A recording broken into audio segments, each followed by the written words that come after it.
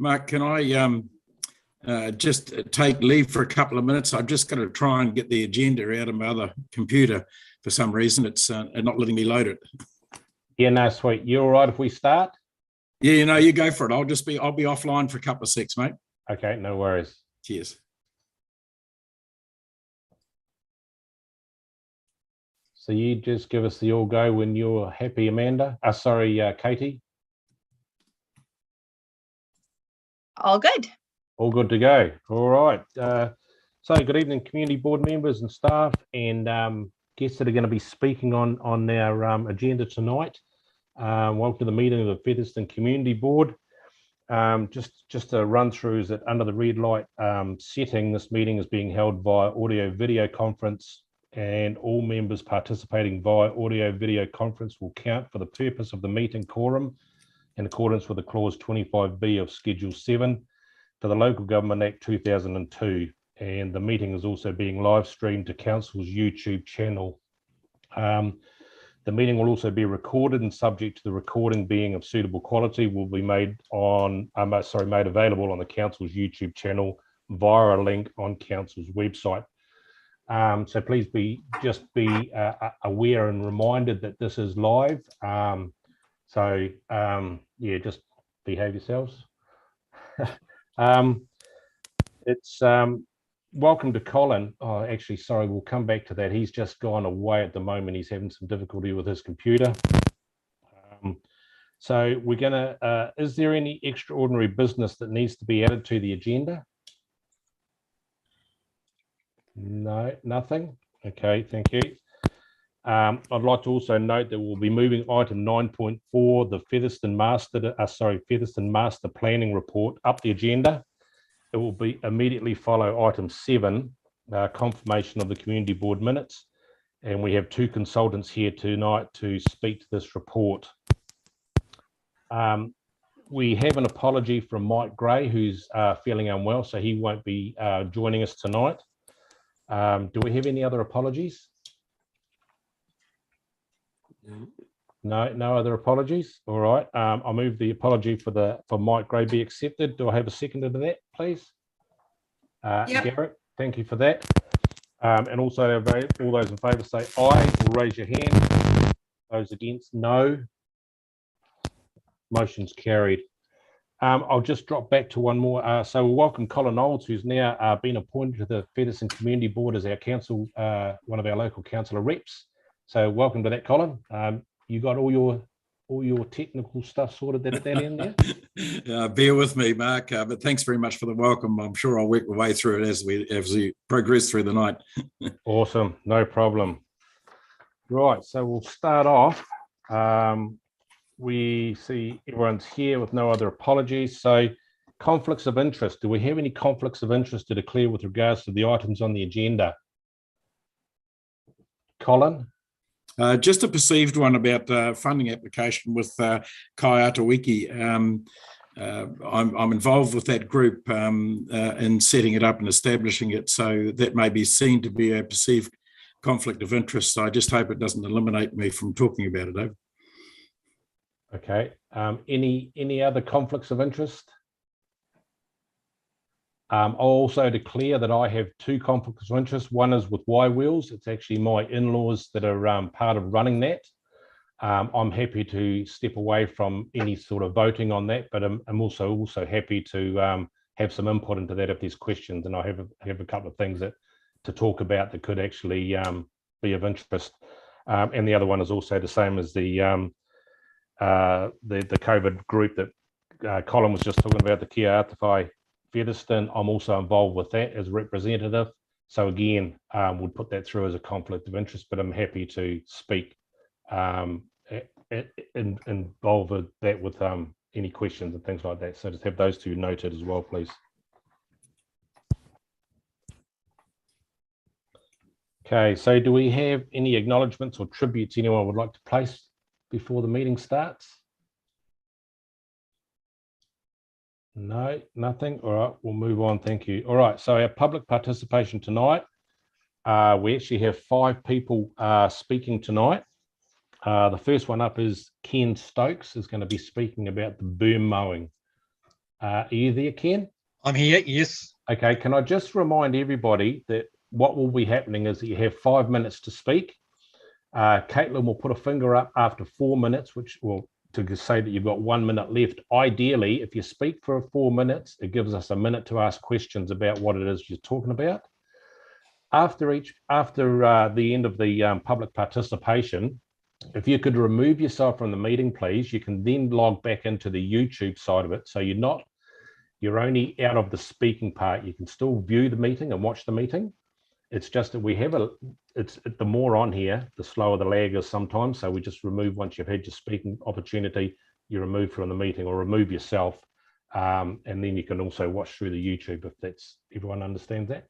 So there'll be a 1 minute to go, ideally finish pretty close to that, and we'll give you a minute to ask questions and things.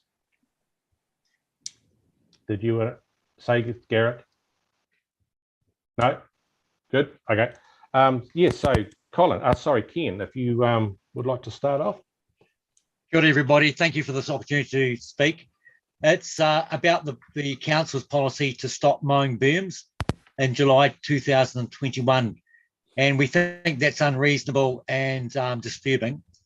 We're not asking that council recommence mowing all berms.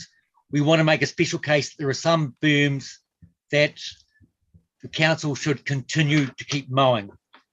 Now, we know that this is a process arising from the long-term plan, and there was not much feedback opposing the policy to stop mowing berms. And also the increased cost, because not only do you need a mowing operator, you need someone as a safety vehicle to go along and alert traffic. It's a wee bit over the top, but that's the nature of it.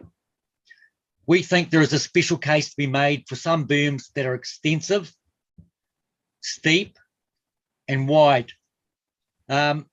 because it's the council's property and they really have a duty of care to look after their own property.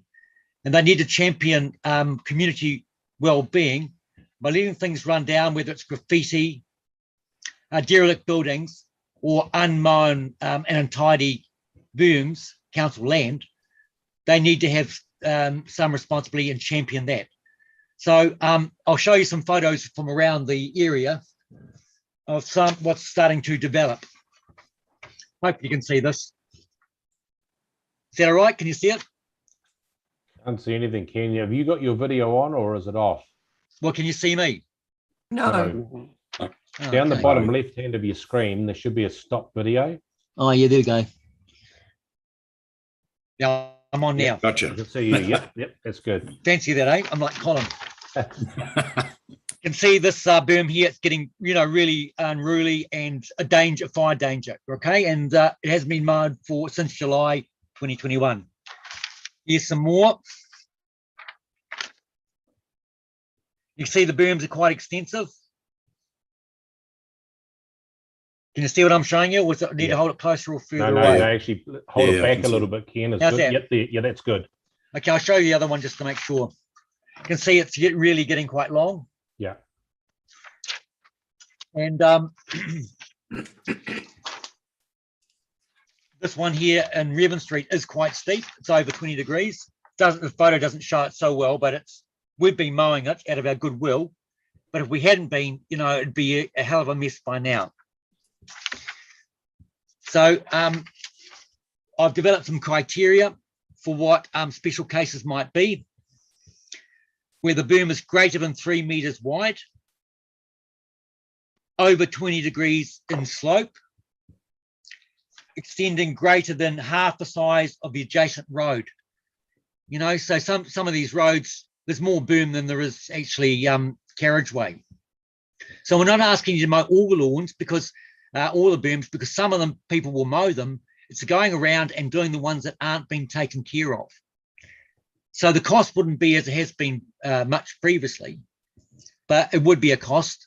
But we think it's in line with your duty of care and in line with community well-being. So I'd like your responses. Whether you think this concept of a special case, do you have some agreement with it, or do you think it's disagreement?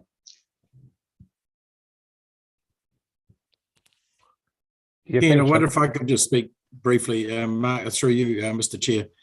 Ken, is this something, I know that there's probably some health and safety criteria to meet, no doubt there always is, but is this something that we could pick up as a community group, or one of the groups in town that could assist, and especially those that aren't able to mow their lawns, and perhaps that could be part funded by or some funding offset by council. I'm not sure. Mayor Alex might have a better say on that, or Russell may have a better view on that as well. But yeah, so if it's going to help keep the rates at a reasonable level, we have to look for other options, and that may be one. Garrick did explore Men's Shed, but no luck there. I'm just thinking about Featherston's own charitable. They may do it. I mean, we. Okay, I'm open to any solution. Yeah, sure. Yeah. Open, I can have a conversation with Warren Maxwell as the new chair, and get some feedback from him. Yep. Anybody else? Yeah, oh, sorry, you go, Claire. I might be doing what you were going to say. We actually, hi Ken, we actually, as a community board, put this as a thing in the annual plan, and we did actually ask that, we did raise the issue of people maybe through their disabilities or whatever who couldn't mow the booms. And I think we were, if I'm right about that, Mark, we did actually feel that this should be raised with council, and maybe Mark could, or the mayor could actually explain what the outcome of that concern was and how it was addressed. Okay, I guess all of these properties we're talking about here, Ken, are they private properties? No, it's council boom. Yeah, but they're outside private premises. Yeah, that's right. Yeah, that's right. Okay, because that was a concern all the way through, was that at some point there's going to be property owners that just can't do the properties, and they'd have to pay somebody, and maybe they'd not have money or whatever. Yeah, Garrett? So these, it's a fairly small defined area. It's Reynolds Street, Upper Revens, Watt Street, Western Brandon Street, Hart Street, Wakefield Street, and Wakefield Street, both ends. There's quite big, extensive berms in all those streets there. Garrick. Yeah, just supporting Ken's comments there. Can I just add on there? And Claire, I think it's not just the angle of the boom. It's anybody who's disabled, not able to mow their own boom. So I think we have to go a bit wider than what you're just talking about there, Ken, because there are other people out there who may have trouble. So if we're going to look at it, then it should be inclusive of other people who may have physical problems. That's all. Happy with that, Garrick. Yeah, good. Okay, so I guess moving forward, Ken, especially, would you be happy if we were to just sit down for a start with a workshop through the community board, and you yourself for the work that you've done around this area, because obviously it's not going to be, there's going to be people that just can't do it, can't afford to do it, whatever. So there's a whole lot of things through that. So would you be happy for us to workshop it and then move on and bring in the council and talk about if there's anything that they can assist with, or whether we have to go back through groups within the region to do it? Set a date now, please, Mark. That'd be helpful. No pressure. Well, we want to keep the ball rolling, really. Yeah. Garrick's been good. He's come up and had a look. I recommend that you all go out and have a look around in those streets and see how extensive the berms are. They're really a lot of work, and there's goodwill. A lot of ratepayers are prepared to mow their berms, but not everyone is willing or able, and in some cases it's unreasonable for the council to let it go. So if we just have a quick show of hands within the community board now, how many could make next Tuesday night at 6:30? I can't make that time, I'm sorry. Okay, what would work with you, Ken? Wednesday night. Second. Can you send a note round, Mark? So it's a bit hard to check all our dates. I can't do Wednesday. Monday. Yeah. Can we? How about we consider a couple of options and shoot them out Yeah, by send it round. Good idea. Thank you. We'll do that. I'll do that before tomorrow evening, Yeah. Ken. Thanks, everybody. Awesome. Thank you. Any other questions? Otherwise, I'll leave. Thanks, Ken. Thank you, Colin. Good to see you. Thank Welcome you. aboard. All right. So we now have Mary. Is it Mary Dow? No, we don't see her here. Not there, Mary. No, so maybe just move ahead to the third public Hey. participant. Yes. So we have Julia Reid. Is Julia there? I saw you earlier. Yep. There we are. Yep. Yes, I'm here. Thank you. Thank you for having me able to come along and have a talk or raise some points. I've actually got 2 points I'd like to raise. One is in relation to the vaccine passport going for entry into the Featherston Library and the Featherston swimming pool. And the second one is the council's encouragement in acting apartheid here in Featherston. So the first point is relating to the vaccine passport to enter the Featherston Library and the swimming pool. I'd like to ask the council and have clarification on why they consider vaccine passport is beneficial to health and safety when it's proven that the vaccine passport does not tell you of current health status. It also doesn't demonstrate whether an injection that people had earlier has actually created an immunity. It also doesn't demonstrate where the immunity that they may have gained may have worn off. It also doesn't demonstrate whether somebody has natural immunity or may even still be could be infected with COVID. It doesn't demonstrate whether you have a superior natural immunity and you know, are all good that way. And it doesn't demonstrate whether anyone has any other infectious diseases. So it's purely biased on the having a vaccine passport for no health relation whatsoever. And even the government website states that if you are vaccinated, you can still get COVID-19, but the symptoms are likely to be very mild, or you may not have any symptoms at all. This means that if you are vaccinated and get COVID-19, you may not realize it and spread it to others.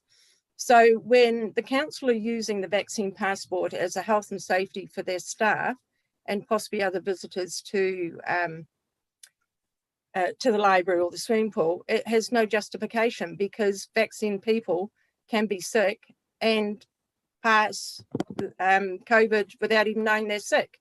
Whereas most people who aren't vaccinated, if they are sick, they usually have an immune response to it. So that's just my question on what the benefit of requiring a vaccine passport is to actually enter these premises, because it's clearly not relating to health.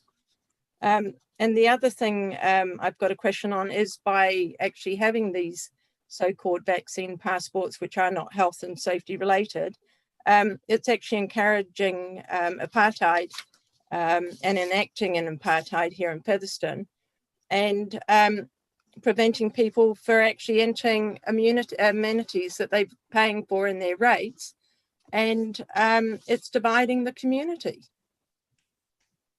So I just need clarification on why the council feels that a vaccine pass is anything to do with health and safety. Okay. Can anyone answer that? Thanks, Julia. Alex or Russell? So I'm a bit confused. Are we still in asking questions of the public participant, or have we moved on to actions from public participation?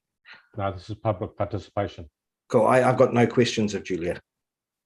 No, she wanted to know if you could tell her why those things were enforced. So that's action. So we've moved on to actions from public participation. Just answering my question. Okay. Okay. We'll go out of turn. The decision was made by the CEO. Councillors had no input into that decision. So it is a question to be written to the CEO to seek clarification. Okay, so you understand that the vaccine pass has nothing to do with health? I They're am claiming it not under a going health to and use this safety. format to debate the wherewithals of science. Thank you. Russell? Yeah, thank you for your question, Julia. So I'm acting CEO. Response to your question, I asked you, you said you were going to raise 2 points.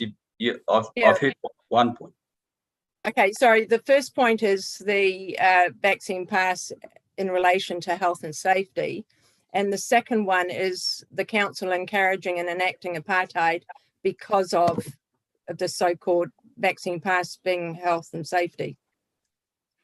So it's dividing the community, basically.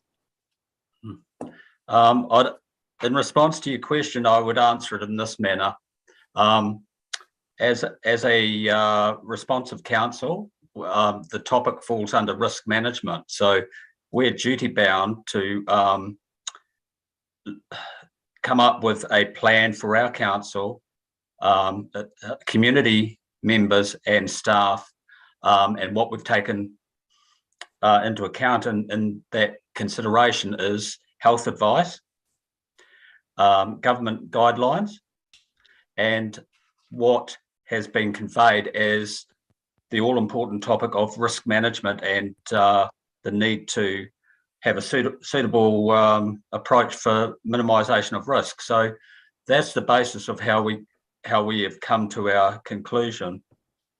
On your second point, yes, it can create elements of feelings of separation or division, but we have to give our best thoughts and look at benchmark practices of other councils, consider our own view, and from the elements I've just outlined, that has been the basis of our decision: risk management, health advice, known science, and coming up with a plan in that manner. I don't know whether the Mayor wants to add anything more to that.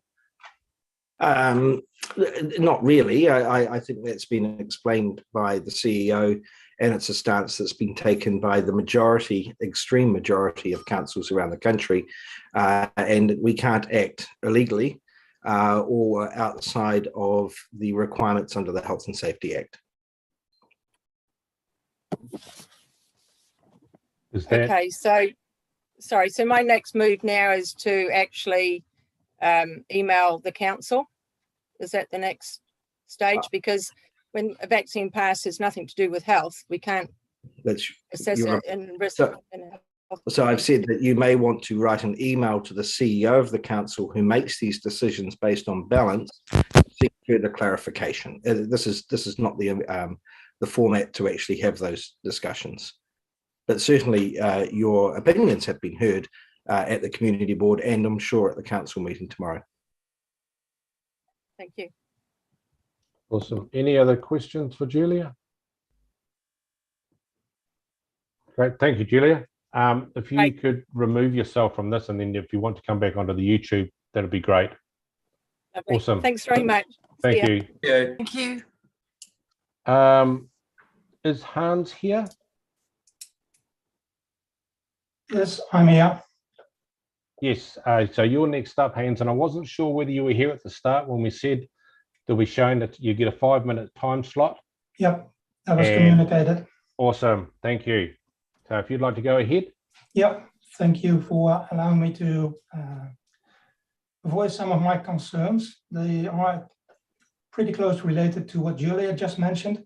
My point of concern is that I'm seeing a involvement of a split society in Featherston and in the South Wairarapa. Basically because of the mandatory vaccination passport in some of the amenities, which is creating a situation of some have, some not. And that is creating a us against them situation. And I don't think there is anything helping this community in retaining its unity. If you see a split community here, then the unity basically is gone. And you're, in my opinion, you basically have lost some of the stuff that you actually set out to do. That is making sure you have a unity in this community. Next to that,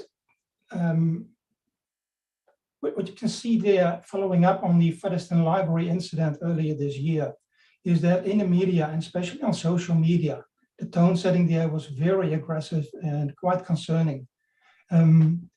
What I would have expected from the district council in that case is to step in and say, okay, this is not the way we are supposed to be treating each other. It should be in a respectful manner, even if you disagree. And that means no vilifying or anything like that. So that is one of the things that I've noticed here living in Featherston.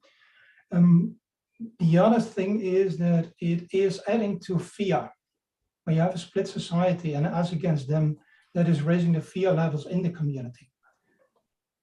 Fear, as has been documented several times in the history, is leading to elevated levels of stress, and that in turn is leading to a lowered immune system.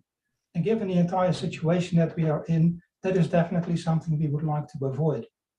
Because if you have a pandemic at hand, then boosting the immune system is key and not reducing it. So with that, I would like to ask the board, urge the board to please consider to remove and repeal all these mandates about mandatory vaccine passports. That's basically my point. Does the board have any questions? Yeah, thanks for that, Hans. So we don't actually have the power, I suppose, to override the council building entries, conditions, and things like that. Certainly happy to work with through the group and work out if there is any possibilities of having, and again, this is a big picture as to whether there was separate entry availability or things like that. It would be obviously something we'd have to sit down, and as both Alex and Russell spoke about earlier when Julia was speaking, is that a lot of the things that are being implemented are following the law. Obviously, it's the council buildings. Is it the law or is it following mandates? There is a distinction between. Well, it's okay. It's following process, I suppose you could say, but it's yeah. Look, we would have to sit down, and I'm happy to meet with you face to face, and others that have the same concerns, and work out if there is anything that we can work through to make this happen for everybody. I appreciate, and as Russell, I think it was said earlier, there is going to be that split. There is going to be that them and us sometimes sort of thought. By no means is it meant to be that way. We certainly don't want it to be that way. I guess to me, I'm a big one of sitting around the table and trying to just work out what it is that's wanted and what it is that we can achieve together. Mm-hmm. Yeah. Got any specific idea in mind there? I mean, if you're happy to sit down and meet, I'm happy to meet with you and just work out exactly what it is you can see as a good outcome for this. I don't think that just opening the doors up to everybody is going to be able to be happening. That's just my thought. So, I mean, I think it's just there's a lot of input needs to be put into this from everybody. Mm. Claire, did you? Yes, kia ora, Hans. Thank you and Julia for your discussion today. I would like to just raise that I have been talking to the general manager today, Amanda Bradley. I think she's on the call, and she has actually asked to hold a meeting on this, and I was going to this was very literally just before the meeting, so I haven't had time. So I think this concern maybe can be raised, and maybe just like we were with Ken, we might be able to find a day, I don't know, Amanda, if this is okay, to invite you two to come and maybe air your views to the meeting, but I think Amanda should probably maybe have some input into that. Amanda, what do you say? So kia ora. For those of you that don't know me, I'm Amanda Bradley. I'm the new Policy and Governance GM. What I talked to Harry, our CE, just before he went on leave, and he did offer a meeting. We haven't sussed out the exact agenda items, so an informal meeting. It wouldn't be a committee meeting, obviously. It'd be a discussion. We haven't worked out who would need to be there or what the content of the agenda would look like, but he has offered his time. And I said to Claire that I would work very hard to make that happen within the next week or two. Thank you, Amanda. Thank you. Would you be happy with that, Hans? Yep. Great, thank you. Yep. Any other questions for Hans? If Hans would like to leave us his address so we can contact him if the meeting is open to having him on. I think it's crucial that we have Hans and Julia and yeah, if it's possible, definitely. maybe we could ask them to leave their addresses with. Can we do that through email to Caitlin? If you've got Caitlin's email address, Hans? Yep. Yep, that'd be great if you could do that. That'd be awesome. Okay, we'll do so. Great, thank you. Thank you. Thank you, Hans. Thank you, Hans. Okay, now I've asked this before, and I apologise for having to do it again. Josie, could you just remind me how to pronounce your name, please?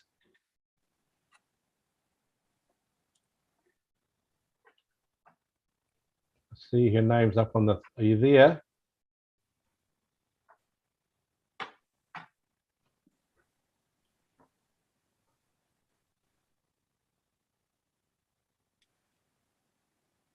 Are you still there, Claire? There she is. Oh, Yes. Here we go. Sorry, I was muted. What was that? Josie, I apologise. Joshua, sorry, I asked Joshua. last time you presented to us, and I apologise for not getting that right. Joshua, were you at the start when we told you about the 5 minutes and the 1 minute to go? You're muted. You might be on mute, or your volume's right down.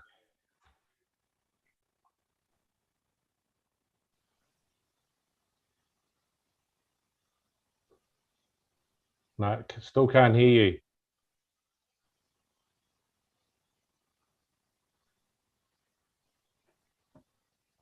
Can anybody hear Joshua? No. No? Yosha, it's the bottom left hand on your Zoom. Can you hear us, Joshua? If you put your thumbs up if you can hear us. Yeah, okay, we just can't hear you.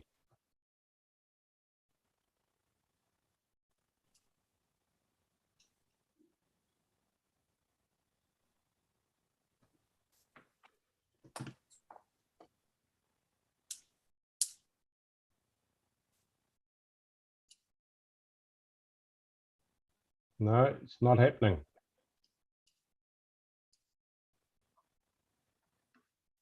Joshua, did you want to try to leave the meeting and rejoin and see if that makes a difference?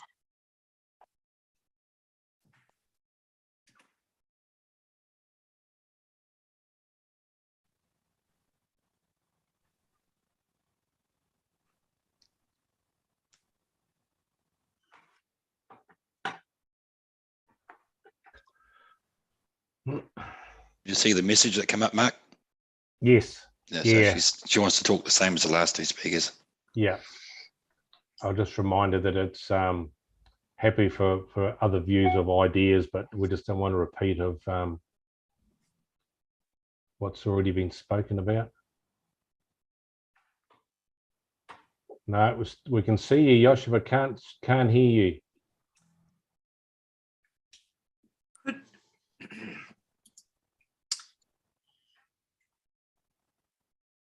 Could I just mention, Yosha, if it's too difficult, maybe if your views are very similar, you could join our meeting that we might be setting up. And then you could, yeah, we could, oh. Now that's just come up clear. If you're happy to do that, Yosha, that'll be great. Well, so we can get your details. If you could send your details through to Caitlin. Have you got Caitlin's email? Awesome. If you can do that, we can include you in our meeting. Awesome. Thank you.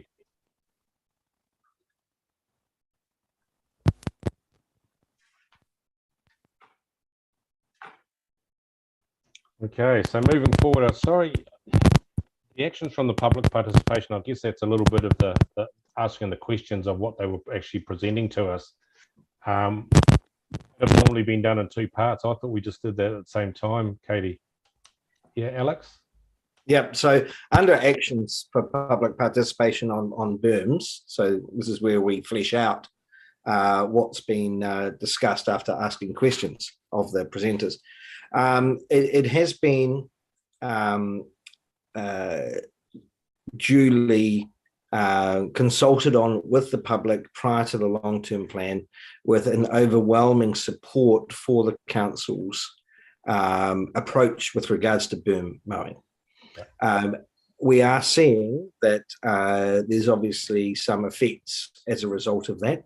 However, we cannot go back, and we would have to reconsult if we were going to change that bylaw or that that part of the long-term plan. So it's, we did, Garrick and I did try to talk to the men's shed and look at alternative plans for this. But I think if we spend ratepayers' money on going back to address these issues when we have voted not to, I think we may have a bit of a problem in that area. So, Colin, I agree. We want to look at alternative solutions to this. Yeah. And also the problem is not just Featherston; it's also Greytown and Martinborough. So whatever solution we have has a flow-on effect to other communities. Colin? Gotcha. Right. Yeah, no, thanks for that, Alex, and thanks for that explanation. Was there any provisos in the LTP where there was an exception made to the rule in terms of that, or was it just a very blanket policy that went right across? Perhaps Russell may assist with this. To my knowledge, it was, wherever there's a less than open road speed limit, they were deemed urban BIRMs, and unless there's a safety issue or a fire issue, then the BIRMs would not be mowed, and that's usually on the rural roads and lines of sight and everything. So, Russell, was there anything else there that I've missed? Colin? No, Mayor. Alex, I think you've captured it. It was part of our responsive approach as part of an LTP topic in terms of, astute fiscal management. It had the relevant discussion, and a decision was arrived at as a result of the discussion and consideration, and we're applying it consistently. The only point I note is, Ken's come up with some a little bit of pushback and testing us in terms of relevance and fire risk, but fire risk is something that we would actively monitor anyway. So to answer your question, Alex, we went for consistency, and the topic was given due consideration as part of LTP subtopics. Okay, can I just ask a question, because a couple of things that have come up and I've been asked about is, what about trees or shrubs or plantings that are on the BIRM? Is that do they, or were they ever maintained by council, or what's going to happen with those now? Trees and berms were not included in the mowing change. Yeah. So if they're on council land and not being maintained, council has the responsibility to then maintain or remove those trees. Okay. So they would be maintained now by the property owner unless... No, that hasn't changed. That responsibility of council, if not being maintained or creating a hazard, it falls within council. And as you may have seen in Greytown, we will go in and trim and remove dangerous trees as normal. Okay, awesome. All right, thank you. And that comes about through actively being out there in the community and drive-bys and that, but the decision around boom mowing was in terms of a prudent cost-saving measure, but street trees within the berms, which is part of road reserve, is something we'll actively keep an eye on. Okay, awesome, thank you. But in addition to that, we have an annual plan coming up. Sometimes they don't work out. We're more than happy to look at submissions to say, actually, perhaps that didn't work, or in the annual plan, can we allocate money for a certain level of mowing where it becomes a problem? Yeah, cool, awesome. Hey, any other comments or questions on those? Yep. Claire, sorry, I didn't see you here. No worries. I was actually going to just mention that we do have something like the Beautification Fund. We have some place that we might, as a community board, be able to, if we could price what kind of understanding is needed, maybe we do need somebody like Ken to go around, and then we could maybe see how much we can allocate to keeping Featherston beautiful in this area. And maybe, as the mayor was saying,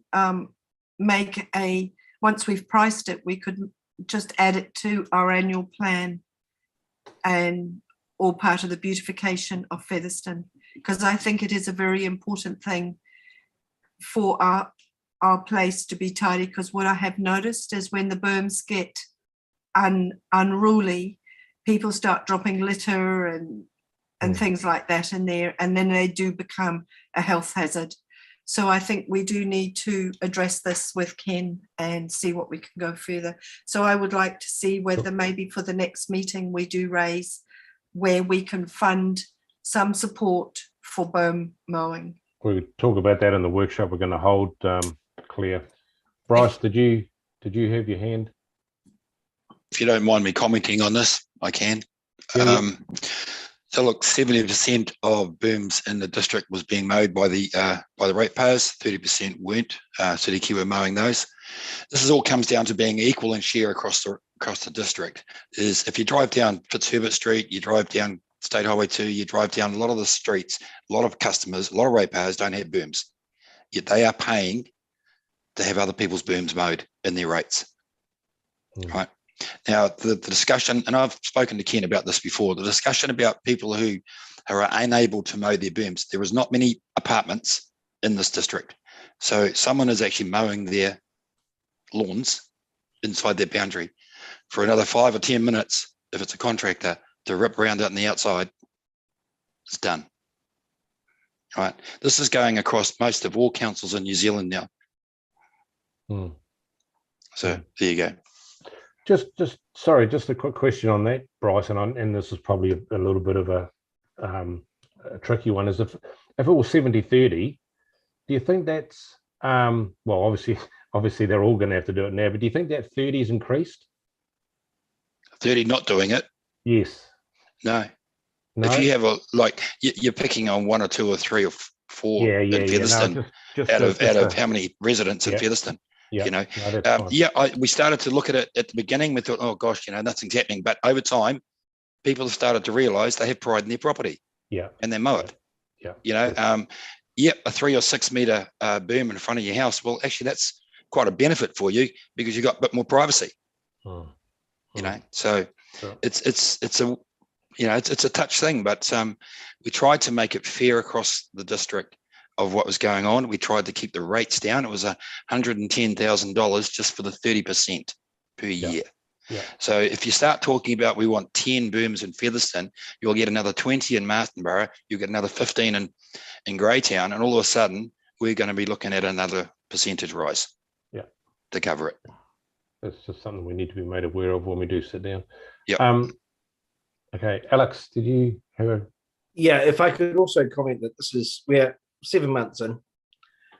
We expected to have issues for the first year as people got used to this concept, as Bryce said, other councils around the country. So we're expecting the new norm to settle in, but we did expect teething problems. The biggest teething problems are with absentee landlords in Martinborough who don't come over for 3 or 4 weeks at a time at times like this. But generally, the compliance is very high. But those ones would still be getting, as Bryce was saying, getting the insides mowed, wouldn't they?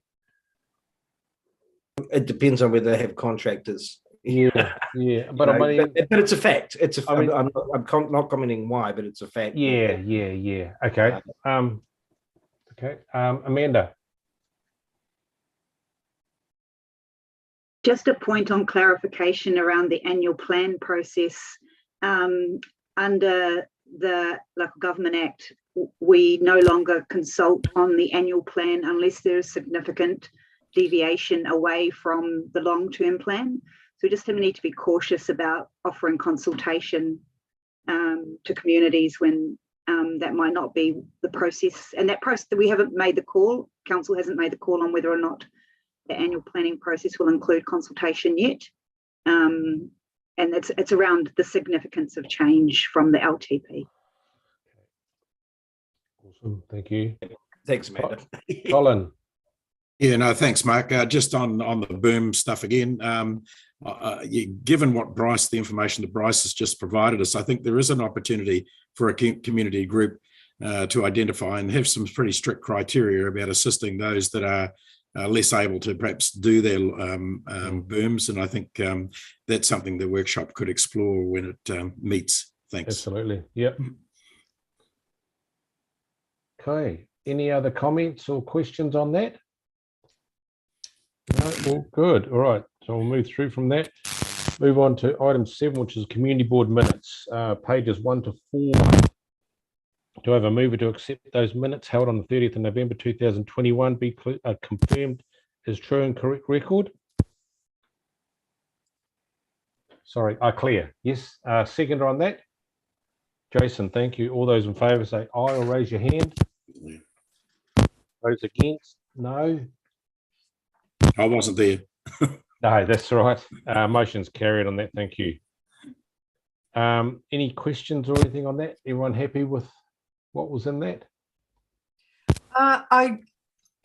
Yeah. Can I just have clarification on 8.2? Russell, can you just tell me what's happening with progress to the Welcome to Featherston signs? 8.2 on page 2 of the minutes.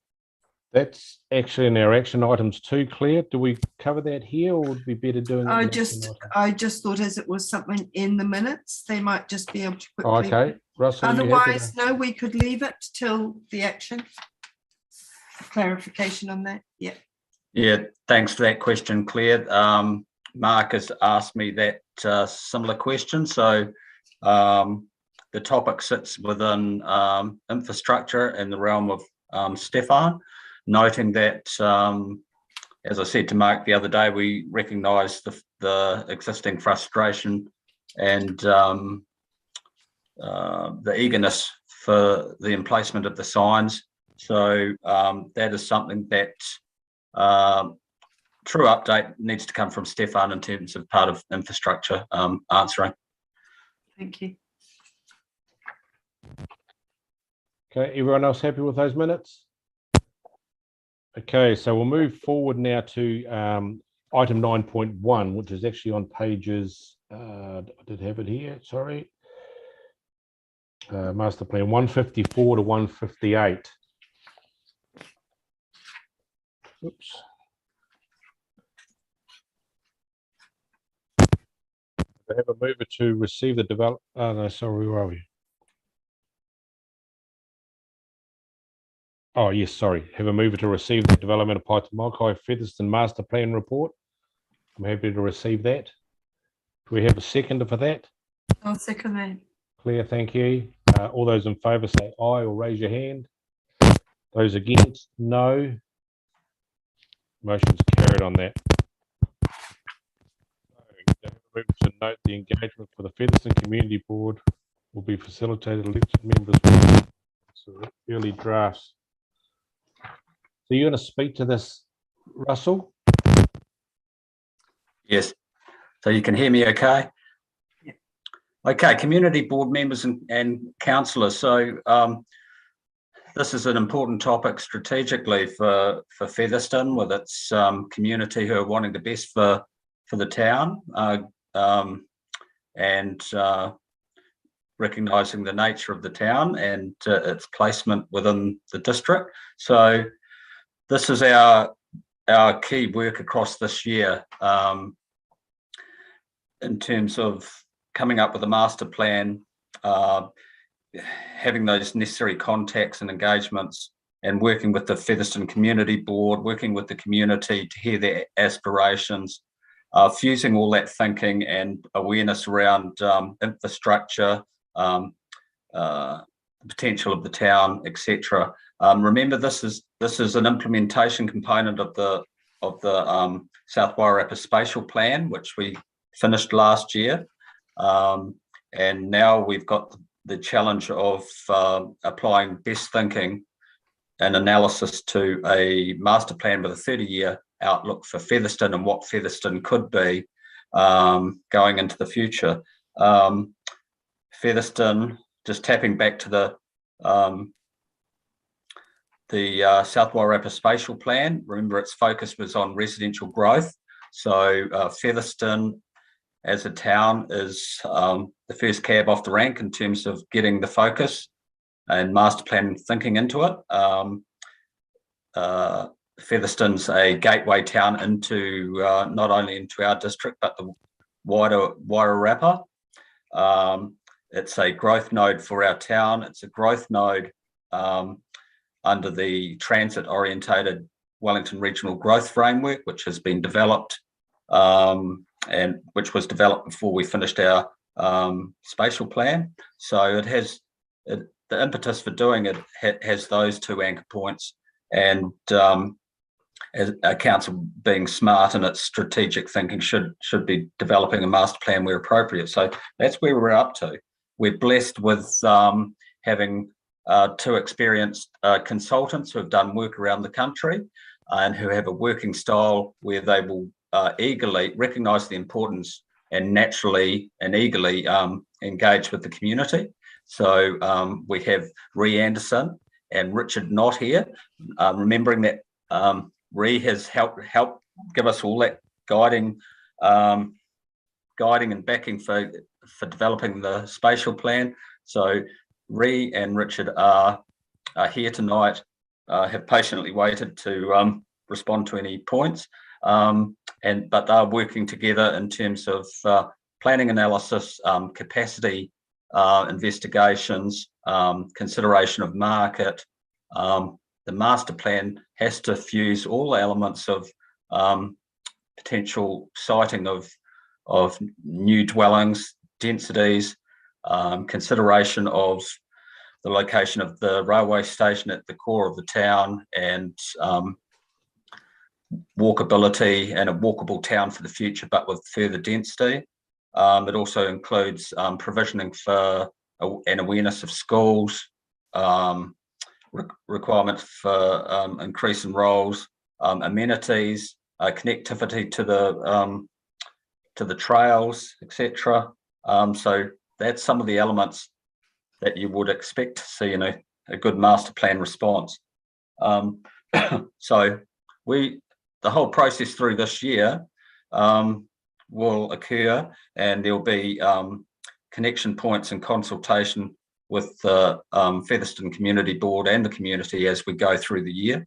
One of the most recently, we have had agency engagement happening. Ree and Richard have been down here, and we've recently been tapping into linking into the agencies and hearing what they have to say to us. So that's ongoing. Coming up in the future, as well as facilitated meetings with the community board as we develop draft elements. In late March, there will be a public meeting. So for engagement with the community to sit and hear feedback from the community, to check alignment of maybe some of our initial thinking and share where we are at and receive that feedback. The public meeting will be at the Anzac Hall. That will be on the 30th of March. We will follow, as one would expect, necessary government protocols in terms of relevant social distancing within the meeting. The meeting would be kept up to 100. Those that cannot make the meeting, we will offer up questionnaires and connection for those if we were to get to high numbers and some couldn't be potentially let in the door. So we will have that facility to put out a questionnaire and respond to others. But that's my introduction to it, mindful that we have Ree here and Richard, who are well versed in this sort of master planning and structured planning work across the country. So the report is there. It includes the project plan in terms of the components of the work throughout the year. And I won't say any more than that, and allow time for questions or clarification points. Awesome, thanks, Russell. So Ree and Richard, are you going to be speaking? Is that the way you want to work, Russell? If you encourage some questions, and if there was further clarification needed, we'll respond to that. Awesome. Okay, Colin. Yeah, thanks very much, Russell, and thanks for the brief as well. And I've read through the paper and what's been presented to date. I really want to capture the hearts and minds of our community, because this is a very important piece of work that's being undertaken at the moment. And I'm just wondering what method we have in place that's going to do just that. And that's get that feedback. I know you've got a meeting scheduled for March, but really to engage with our community, we have to get the message out there. We have to tell them what it's all about in plain English, so they fully understand the fundamentals and have their say. So I'd like some feedback on that. Thank you, Colin. That's a good reminder point for us. So as I say, Ree has been in town lately. She's also had catch-ups with Maori Standing Committee. She's also here to describe in her own words the way in which we will have our engagement happening. But first point is that public meeting in the Anzac Hall in March. As we develop our thinking, we will give updates to those updates have to flow through to the community board, planning and reg, and then before we take something out for consultation, it has to go through council as well. So there'll be those opportunities, but I'll let Ree answer the question in her way to add to the clarity. Thank you, Russell, and good evening, everyone. And it's a real privilege to be involved in this project. It's a very exciting one indeed. We've started off in the initial early engagement phase on the basis that we don't have a presumption about how to engage, although we've got some ideas around it. So just the fact that this question has been asked is actually very helpful, because it reminds us to make sure that we connect with the community in a way that works for them. I have had some very initial discussions with the chair of the Māori Standing Committee and one other committee member, and I'm working with them, for example, on the way in which mana whenua of Featherston and also Matawaka should be appropriately engaged. So we will respond to those needs, and the intention is to report separately to the Māori Standing Committee on that. We are very conscious that there are a number of community groups that are very strong here already in Featherston, such as Feathy, for example, and we intend not only to have the public meeting, but also to engage with those parties separately. And so if there are offers or requests out there of particular community groups or business associations, for example, that would like to meet, we're very happy to do that one-on-one as well. In addition to that, we can use technology. We had used that for the Spatial Plan, for example. I'm very happy to work with Council's communication team around that. One of my responsibilities as part of preparing this master plan was to look at a stakeholder engagement plan. And my initial approach to that was to start the conversations. So Russell mentioned that we've just over the last 2 days had a number of meetings with regional and central government agencies, and a consequence of that, we've had a host of information provided of what their requirements are, and we will then re-engage with them following the community meeting. Once we've taken on board and started to get some straw man scenarios, and then test those with those parties in terms of their requirements. So we're here tonight, and if the community board has any suggestions whatsoever that you think would be helpful to us of how we engage, we're very keen to hear that. There will be a foundation document that goes out for informal consultation as well. So that is anticipated to be around May. And what we're doing here is we are following the Ministry of Housing and Urban Development guidelines on preparing master plans and spatial plans. We are also following what happened in the Wellington region, which you have been part of. We are modifying the foundation document slightly. Most of those foundation documents are often just all the evidence. We've started to collect that evidence now, but we also want to put some options and scenarios in there so that the community can respond to those. But we're also engaging with the community first to help to shape what those options should be going forward. So I hope that gives you some little bit of an indication of how we intend to approach this. And Russell is absolutely correct. Richard and I intend to work alongside yourselves, the council and the wider community and stakeholders, because ultimately this is your plan, it's not our plan. We're just here to help you to make sure that you get the best plan possible. Okay, thank you. So were you planning to meet with a community board on their own, or was this sort of what we're doing here tonight now? My suggestion, and the suggestion in the report, is that we do have a workshop with the community board. Yeah. My suggestion would be that we wait until April, because that way we'll have started to think about what are some of the options, and then we can ask you to reflect and give your perspectives on those. So I'd suggest timing in April for that, and also once we've heard from the wider community.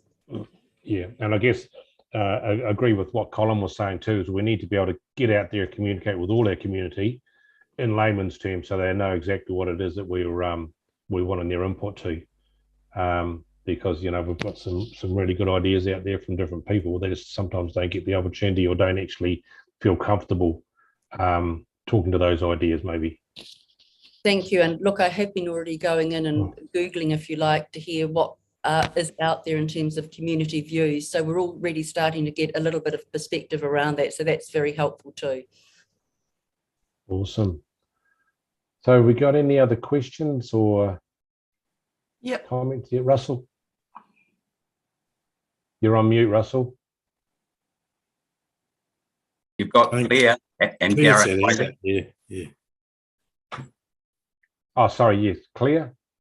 Oh, thank you, Russell. Hi, Reese. Hi, Richard. I do have just a little bit more.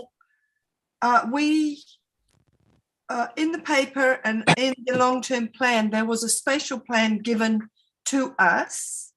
Now, how are you expecting that the feedback is going to be within the spatial plan that the council has identified, or the boundaries of that?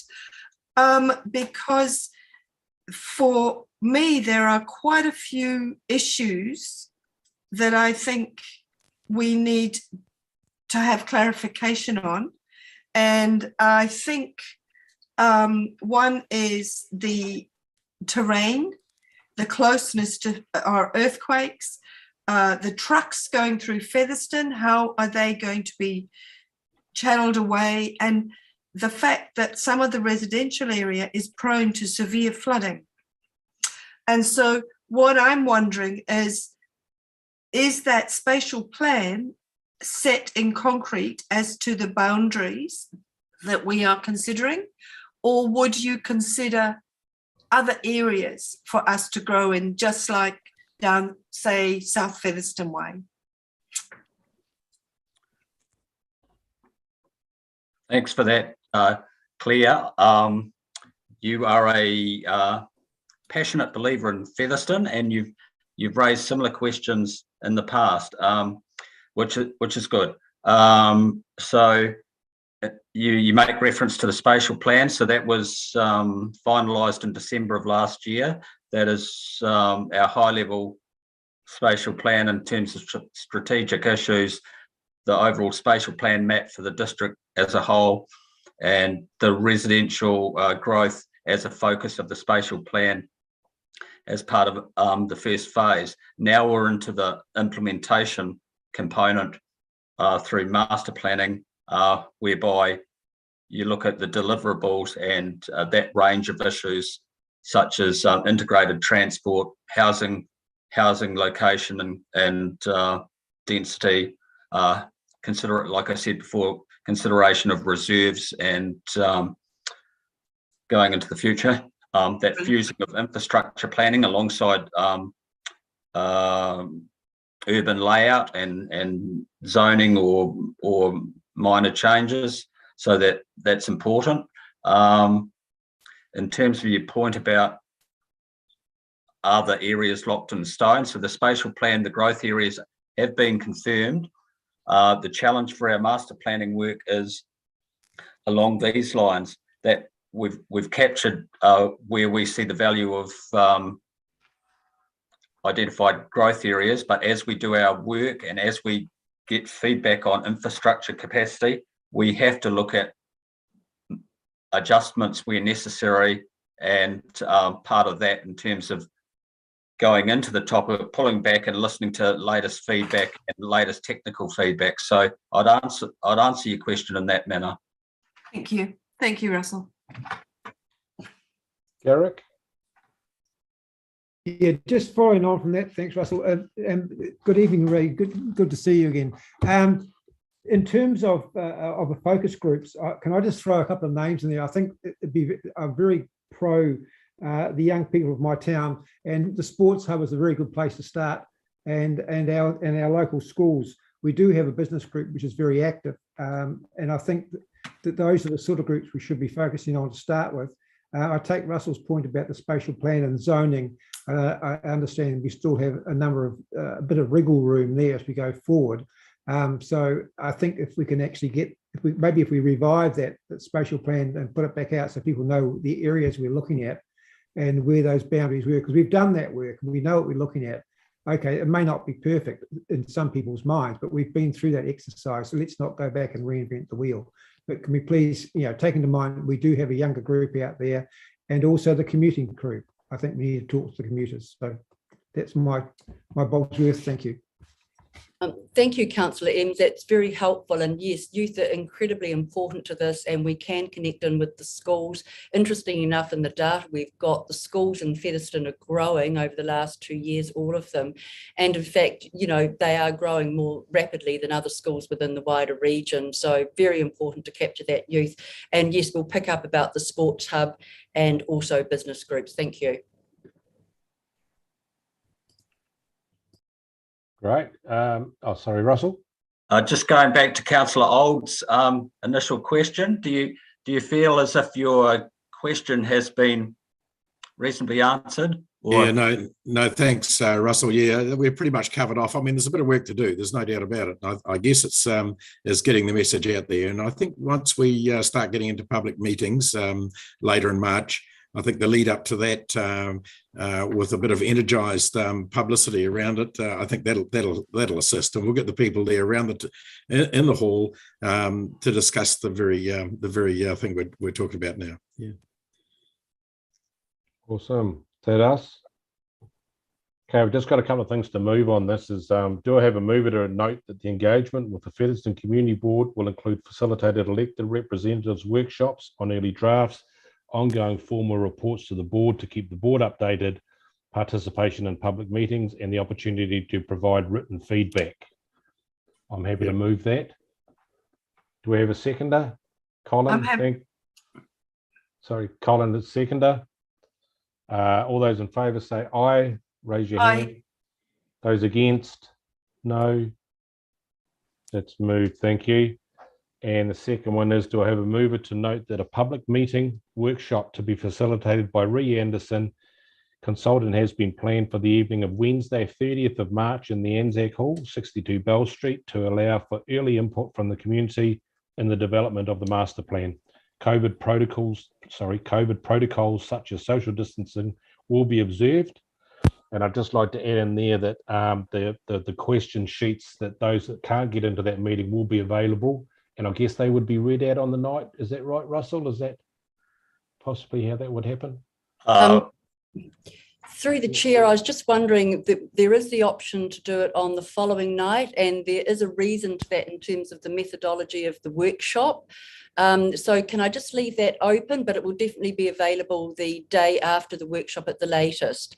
And we haven't also just worked out whether or not we perhaps have it online. So for those who aren't able to get there, while they may not be able to participate on the night, they can at least listen in if they wanted to. So there's a few little tweaks we've got to make just around that at the moment. Okay, yeah, I think we could do that. Okay, so do we still move this as it is, Caitlin?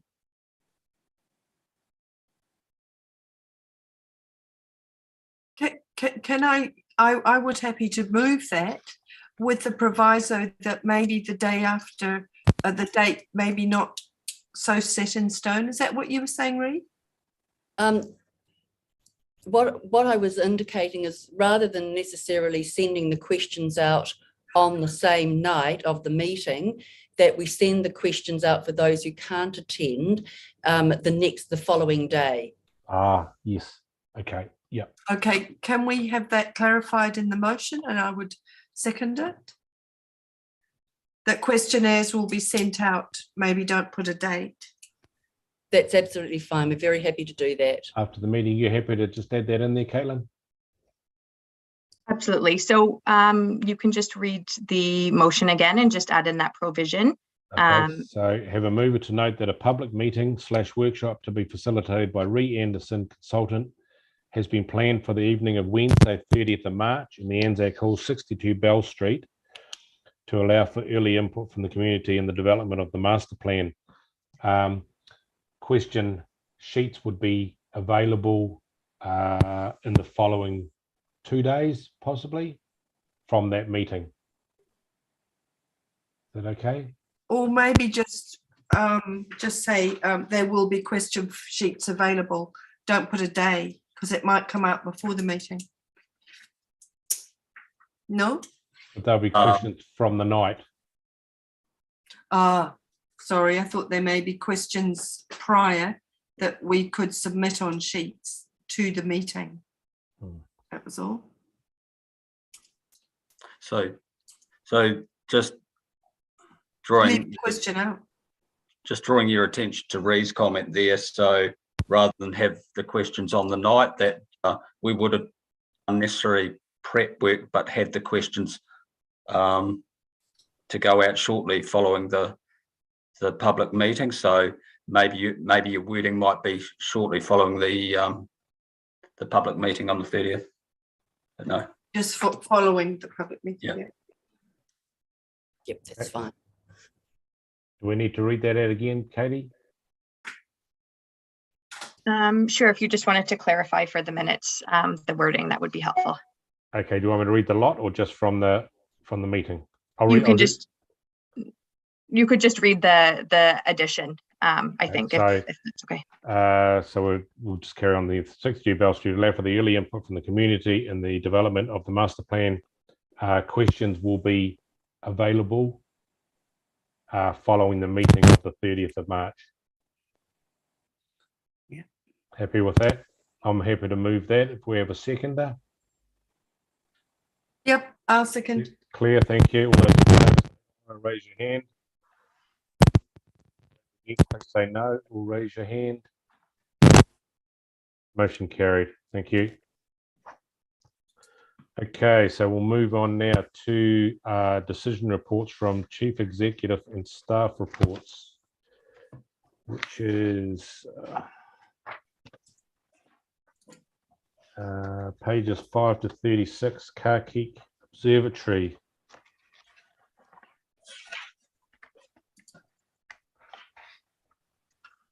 Right, what we got here?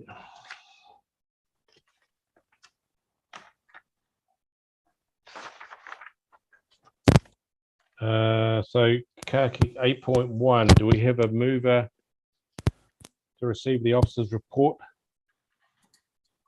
Colin, Yep. I'll move. Seconder on that. Thank you, Garrick. All those in favour say aye or raise your hand. Those against, no, or raise your hand. Thank you. Motion's carried. Okay, do I have a mover to note the significance of the Karkik Observatory and the importance of the conservation options? Yes. Claire, thank you on that. Do I have a seconder? Jason, thank you. All those in favour say aye or raise your hand. Those against, no, or raise your hand. Motion's carried. Thank you. Any questions or clarification you'd like to ask? Mark, may I just ask not to try not touch your thing because it keeps going. Oh, sorry, is it? Yeah, I don't know if everybody else is hearing that. Maybe it's just me. Sorry. Might be me pacemaker playing up. Okay. Sorry. Yes, any questions or clarification you'd like to ask at the time regarding the Karkik? Colin. Yeah, no, thanks, Mark. Yeah, I read through the documents and interesting findings by the experts that prepared this report, and it summarises it quite nicely. And obviously, there is some expense involved in whatever we decide on doing effectively. So I'm just conscious of that, and I'm also conscious of the fact that we probably need to apply for some assistance funding for whatever option we choose to do at the end of the day. So we just need to bear that. But it is a Category 1 listed site.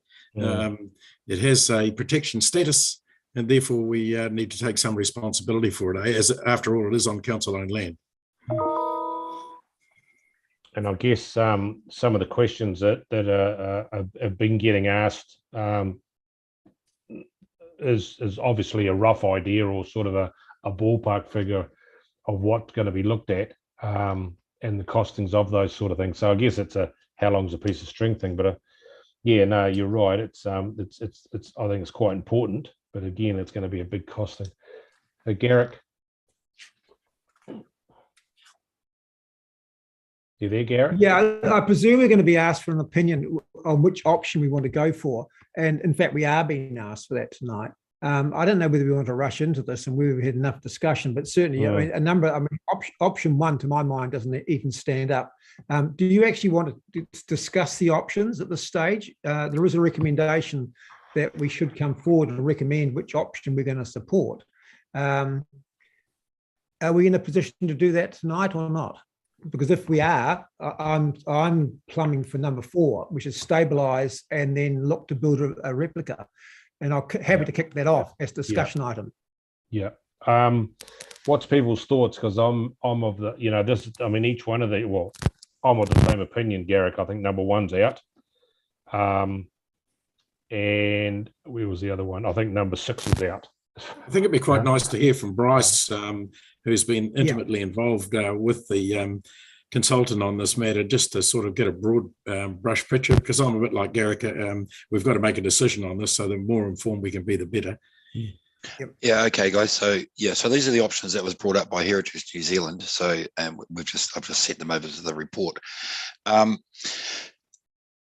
Couple of things we need to remind ourselves that this piece of land is currently a working farm, dairy farm, and that brings in health and safety issues.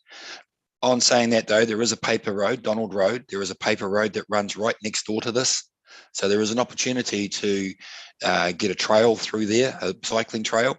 So this could be a site of interest on the trail, which I think it's a great idea.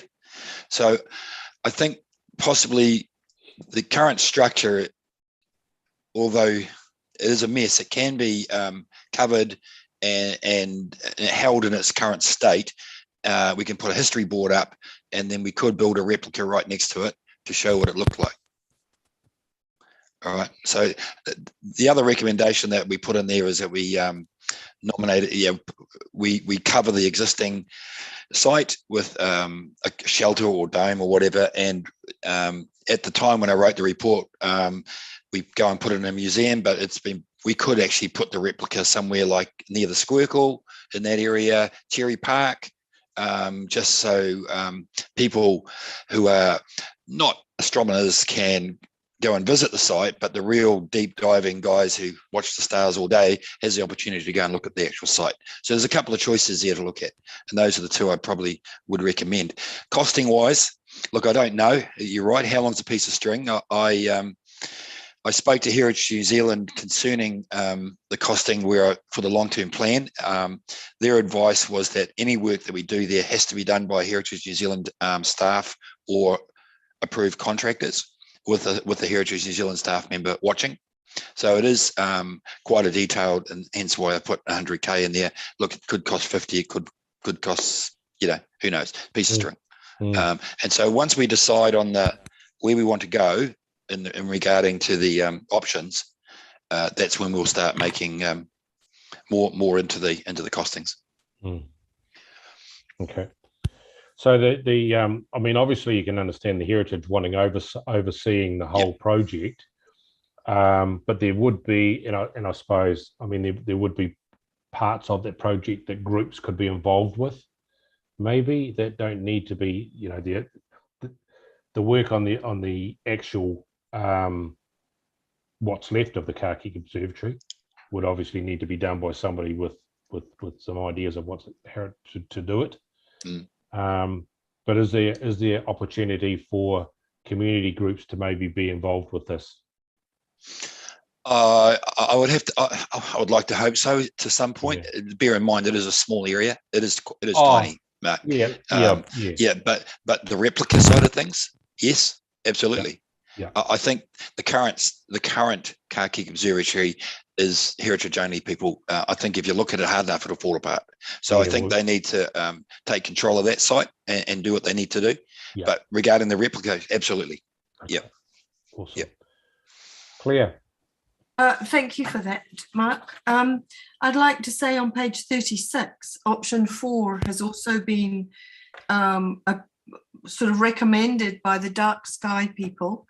And just as Bryce was saying, the replica might have more than just being a replica. It might be able to actually become an observatory like it used to be. So we might be able to get experience from, say, people like the dark sky. But just as a total and utter thing, I met Yvonne Kākik the other day, who's actually a relative of these guys. And it would be quite useful to see if we can find out the history of the Kākik, of this guy, the Kākik person.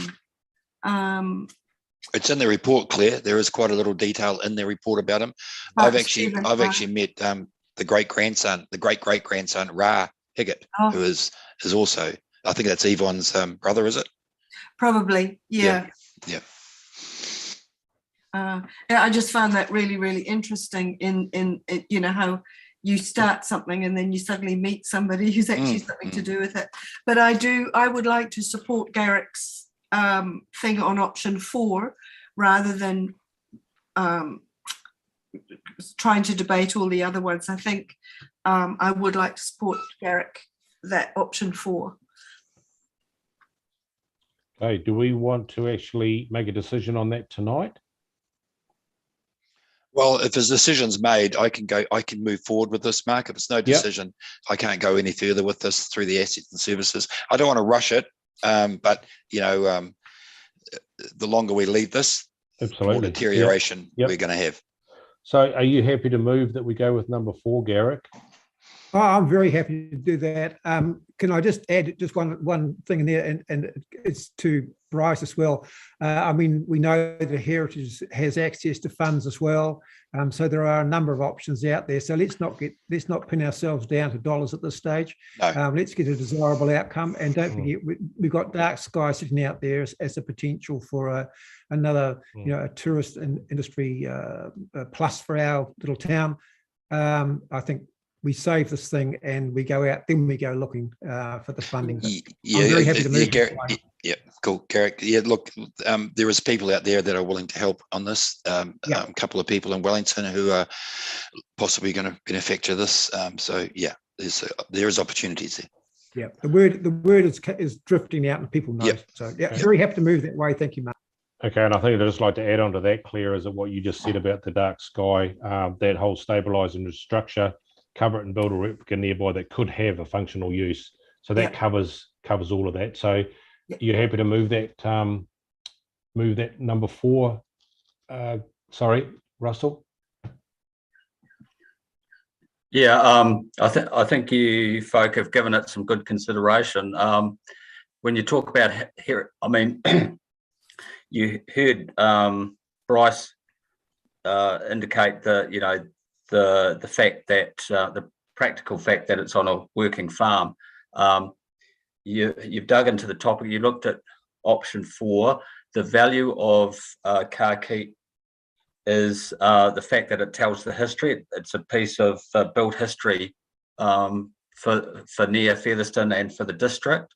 The fact that if you did go down option 4, you're giving due recognition to the history, to the physical nature of the building and shoring it up with a shelter, and you're not you're not getting into the lessening of the heritage of the building by moving it off site. You're actively recognizing its original site and the true story, and you're seeing the opportunity of hey, we're going to be a big dark sky reserve. And we've got tourists coming, and we've got the Dark Sky group watching us in our work, giving respect to the site and side potential. Yeah, perfect. And when we went and we visited it, what was that, Alex? 18 months ago, 2 years maybe. Was actually we stood there and looked at Donald Street and thought, right. You could come up there, park there, and walk across, and the access and everything could be quite open. I guess the land itself, is that Graham Hodder's? Yeah. So we own Hodder Farm. Yeah. So that part would always be, regardless of whether it was on sold or whatever, but that part could always be set aside. Yep. It's council owned. The whole lot's council owned. Mm-hmm. Yes, but what I'm saying, Garrick, is if anything happened and it was sold, that part could always be set aside and left alone for the observatory. Is that right? I think with the district plan that needs to be rezoned open space so that it can't be sold or used for any other purpose. Awesome. Yeah. But if I could also add on to the discussion, there's also the cycle trail. Yeah, and we have the option of having that as a branch on there as a historical place of interest. So I think you're correct in using 4 as your base. It's a very good option. Awesome. Okay, so you're happy to move that, Garrick? Sorry. Happy to move that, and Claire, you're happy to second that? Yes, all those in favour say aye or raise your hand. Thank you. Those against, no, or raise your hand. I will pass that. Go with option 4. Thank you, guys. Thank you very much. Thank you. Okay, so we'll now move on to, sorry. Yep. Move on to 8.2, elected members code of conduct report. We'll now move on to the item 8.2, which is, hang on, 37 to 89. 37 to 89. Have a mover to receive the elected members of code of conduct report. Yep, I'll do that. A seconder on that. Sorry, do we have a seconder? Oh, sorry, you're Garrick. Okay, all those in favour say aye. Raise your hand. Those against, no, or raise your hand. Motion's carried on that. So have we got any questions on that? I would like to have a little bit more time, please, to read this. Can we possibly, yeah, maybe just postpone this until our next meeting and we can have a discussion on this? We've spoken, actually the 3 boards have spoken about this, and I've also spoken to Amanda about it. I think there's a lot of things in there that and I know I understand we've had time to go through it, but there's a lot of things we need to get clarification on. One of the things that concerned me a little bit the other day is, and look, I can't find it for the love of me where it was. There was a comment made in there that from Harry about clarification can be made on his part, and I just want to get the clarification on that without talking with others. And I'm sorry, I can't remember exactly how it was worded, but it sort of just rung some alarm bells, and I just wanted some clarification. So we're being asked to adopt it tonight. I'm happy not to adopt it tonight if we want to go through a workshop and talk more about it with the other 2 boards and our councillor reps or whoever else, just a clarification. As I say, I've spoken with Amanda and she's happy for us to, or she's happy to organise a workshop for us to do this. So if that's what you'd like to do, I'm happy to do that. Sorry, Colin.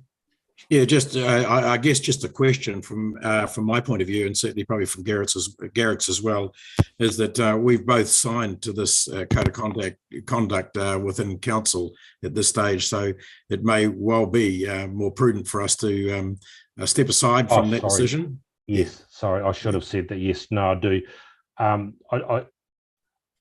I actually spoke to Amanda, or emailed Amanda the other day, and says that because I just want a clarification myself, is because the councillors have adopted this, they are now working under that new code of conduct, and I just wanted to make sure, is everybody under that code of conduct bar the community boards, Amanda?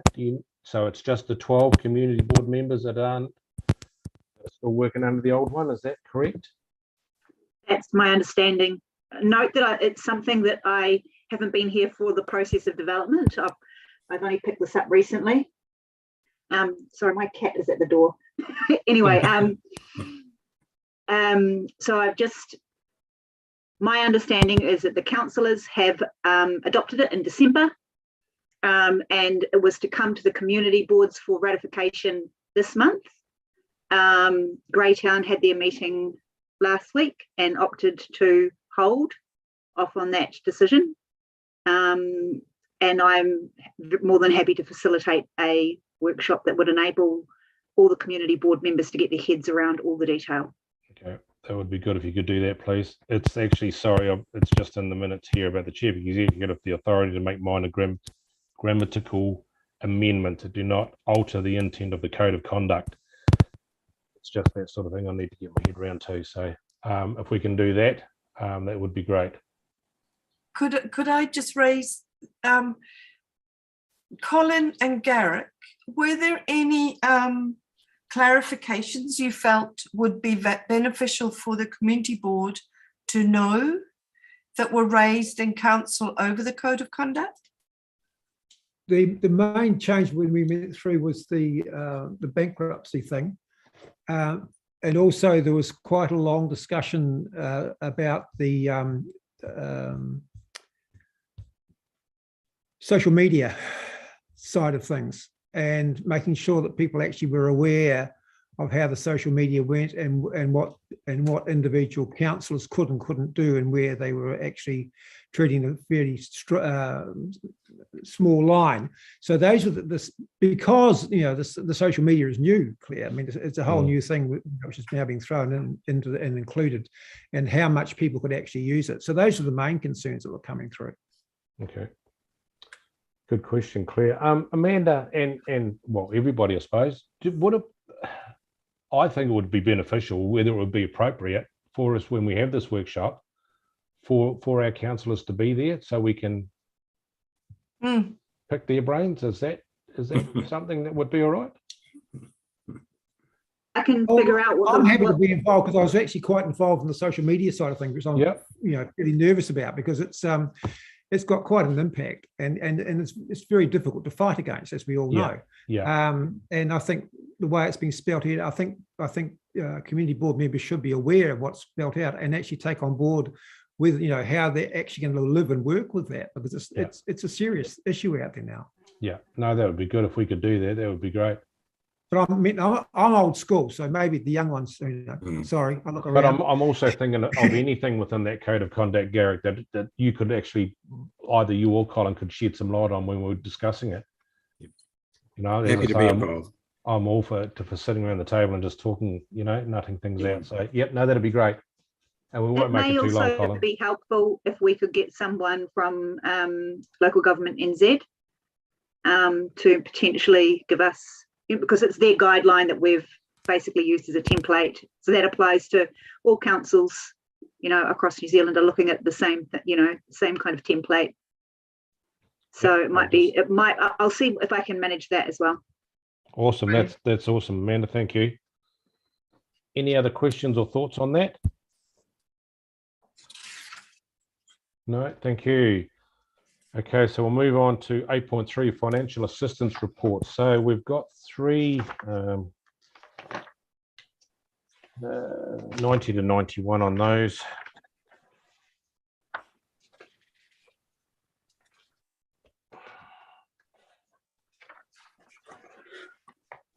Okay, so we've got 1, 2, 3, 4 applications coming tonight. Has everybody got those?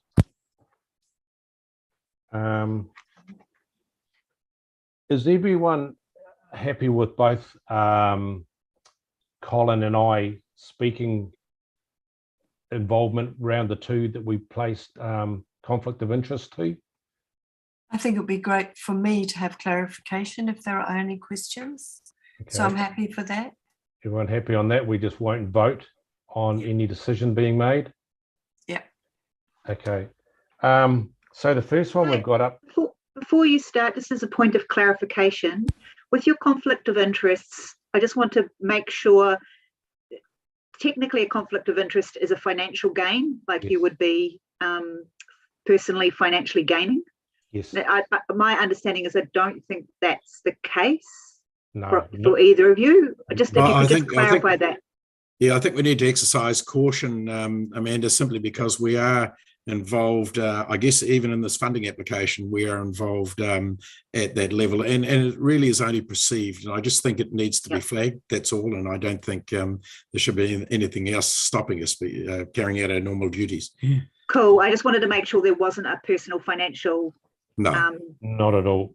For me, as I say, it's my in-laws are on the group that are doing the Y Wheels car show and swap meet. And I'm also a representative on the COVID response group that Colin's also on. And again, there is no financial advantage or reward for us on those. Sorry, can I just have a mover to receive that financial assistance report? Happy to Colin, do that. No. Yep, Colin, and a seconder on that. I'm happy to second that. All those in favour say aye or raise your hand. Against, say no or raise your hand. Motion's carried on that. Thank you. Okay, so the first one we've got is the Y Wheels car and swap meet. Now this was gonna be a what's the word, reciprocal payment, because they were going to have had the meeting last weekend, I think it was. It was put off because of the red light. I've spoken with the organisers. They still fully intend to run this meeting. They're just not sure when they're going to be able to do it because of the number thing and how they're going to have bubbles safely and everything else. Very similar to what Claire and Jason were wanting to do with the Christmas gathering, couldn't safely do it, and keeping everyone apart. Pardon me.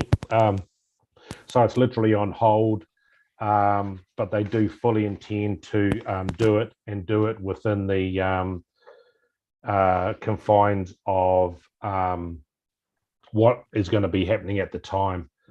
I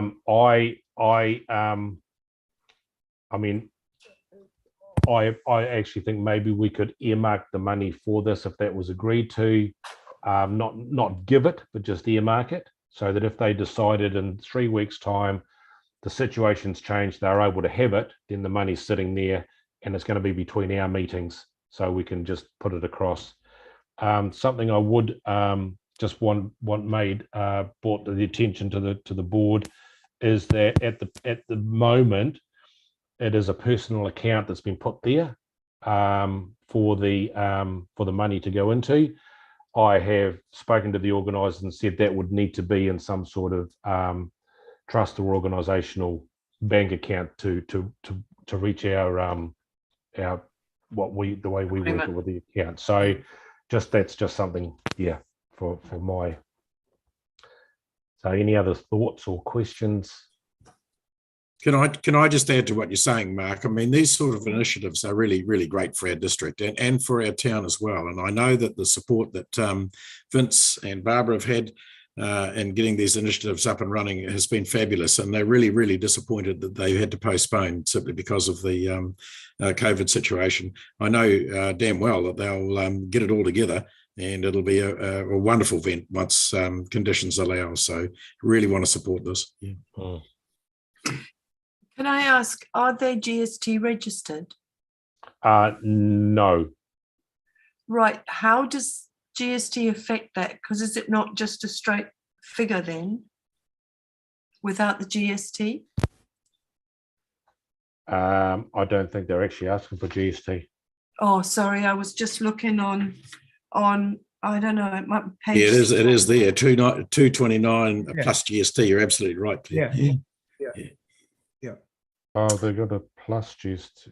Yeah. Okay. I just, that was just that's it. But I would like to say I would agree with you. This isn't retrospective anymore. It would have been, but I would like to say I think this is a great thing, and I would like to move that we do 299, and the clarification around the GST I think would be good to have.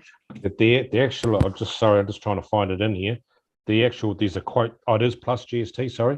If you have a look at the last page, the screen printing quote is there.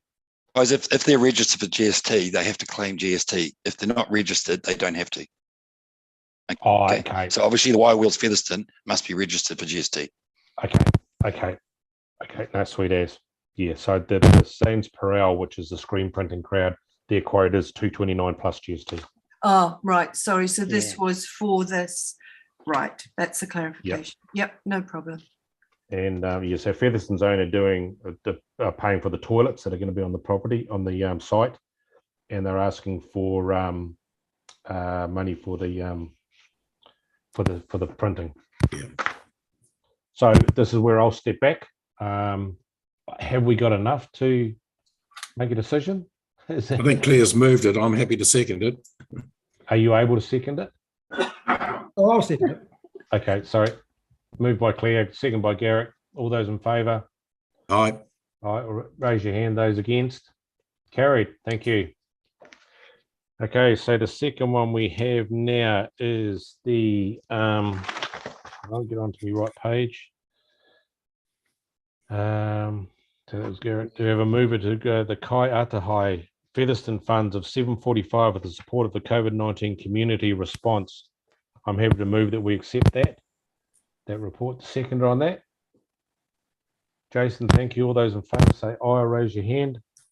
Those against, no, or raise your hand. Carried on that. Thank you. Okay, so that one is everybody read that one as to what is actually being asked for. Can I just raise something on that, Mark? I'm just interested because if it's going to go over the 500, we have to have a special reason, and I don't know what the special reason is to go over the 500. Can I just talk to that a little bit, just to clarify? Go for it. That'll be good. Yeah, thanks, Garrick. Yeah.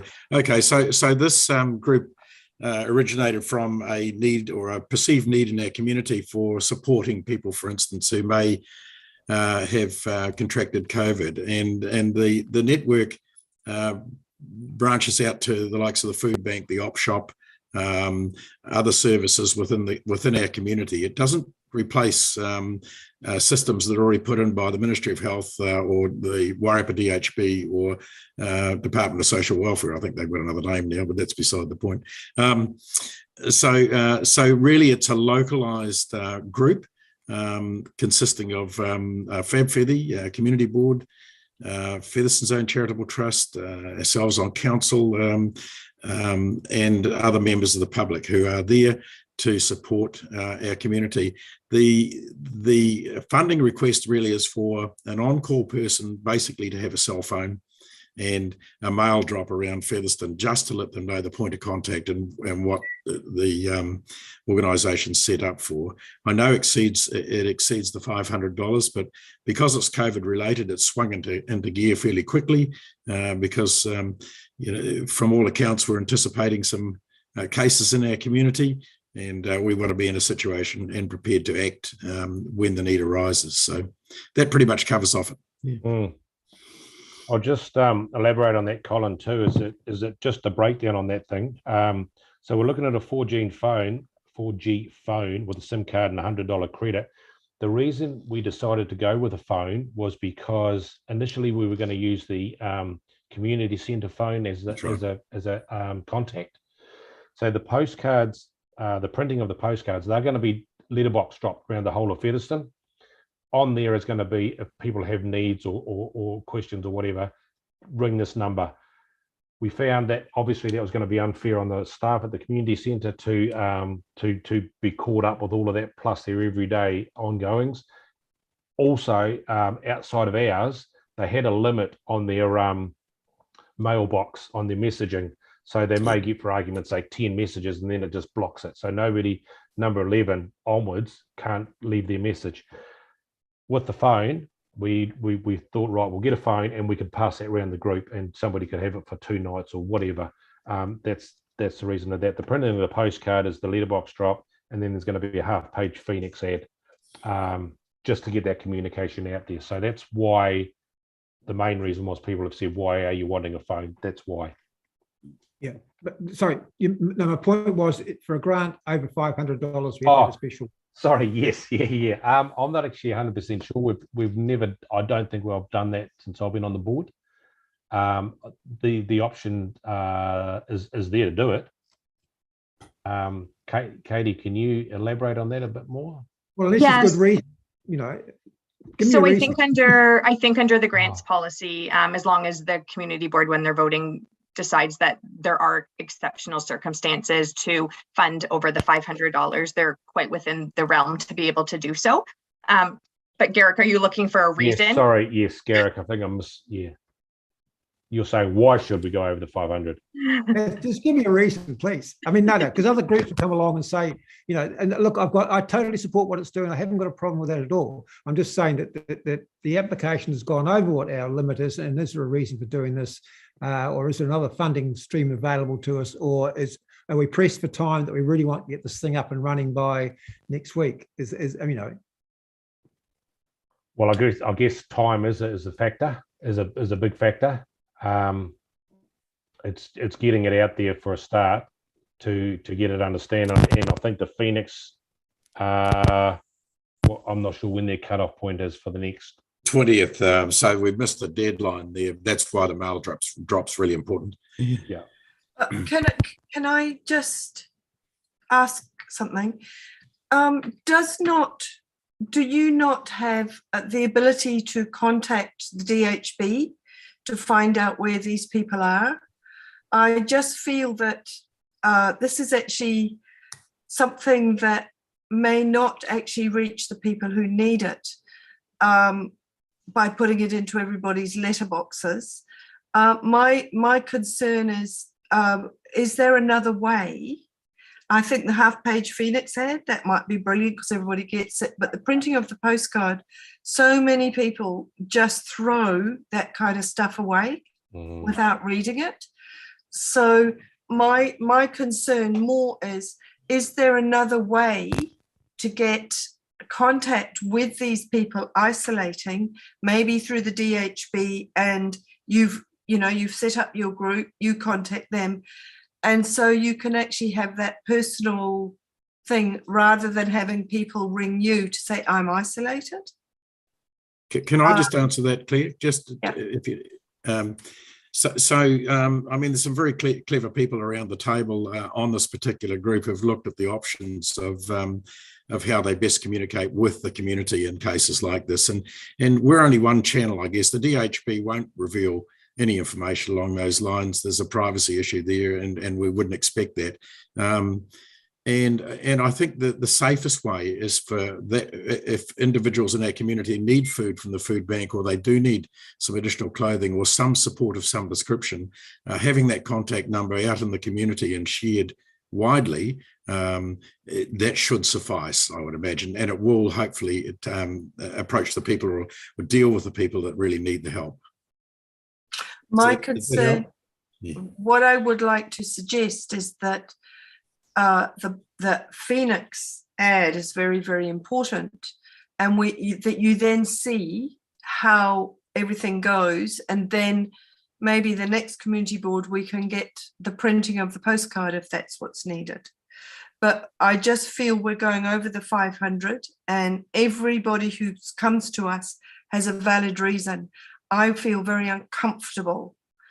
When I saw this and I saw the cost of the project, I just hoped that it wouldn't, all you would ask for, I wasn't aware you were asking for more than 500. I wouldn't go above 500 on this. And so just that's all I'm saying, and maybe, everybody else will go. So may I say, I feel uncomfortable with, I think the telephone and the SIM card, yeah, 235, yep, that's fine. And a half page in the Phoenix ad, that's fine. And maybe you could do that on a regular basis, especially as I know how many postcards, putting stuff into letterboxes just gets thrown out. Okay, so would you be, sorry, there was a couple of, I know they've gone down. Would you be happy for us to pass $500, Claire? I would. 500 would be fine. Yep.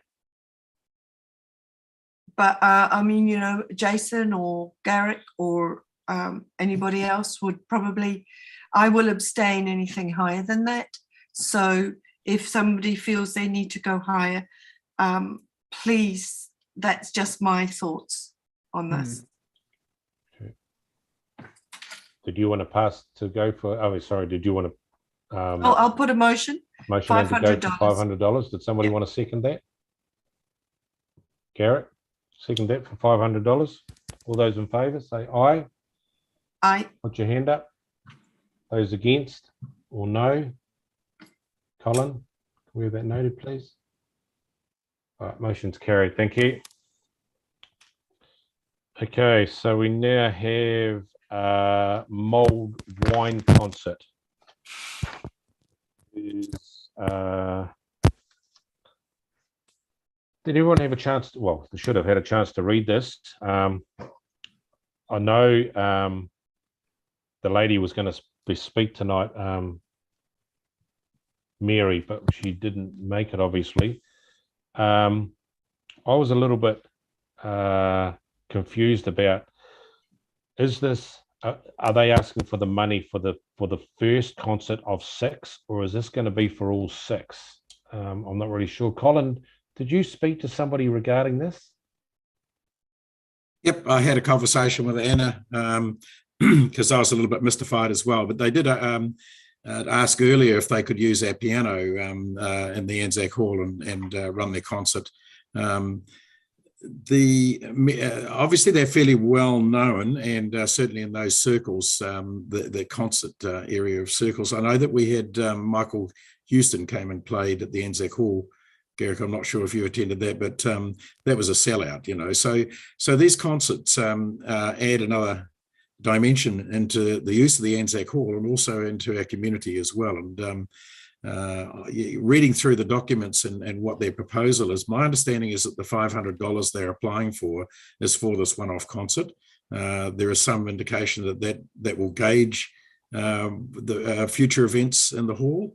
And I guess we just go from there and we'll get the feedback accordingly. Okay, it's just, I'm just trying to find where it says on here, was the first of 6.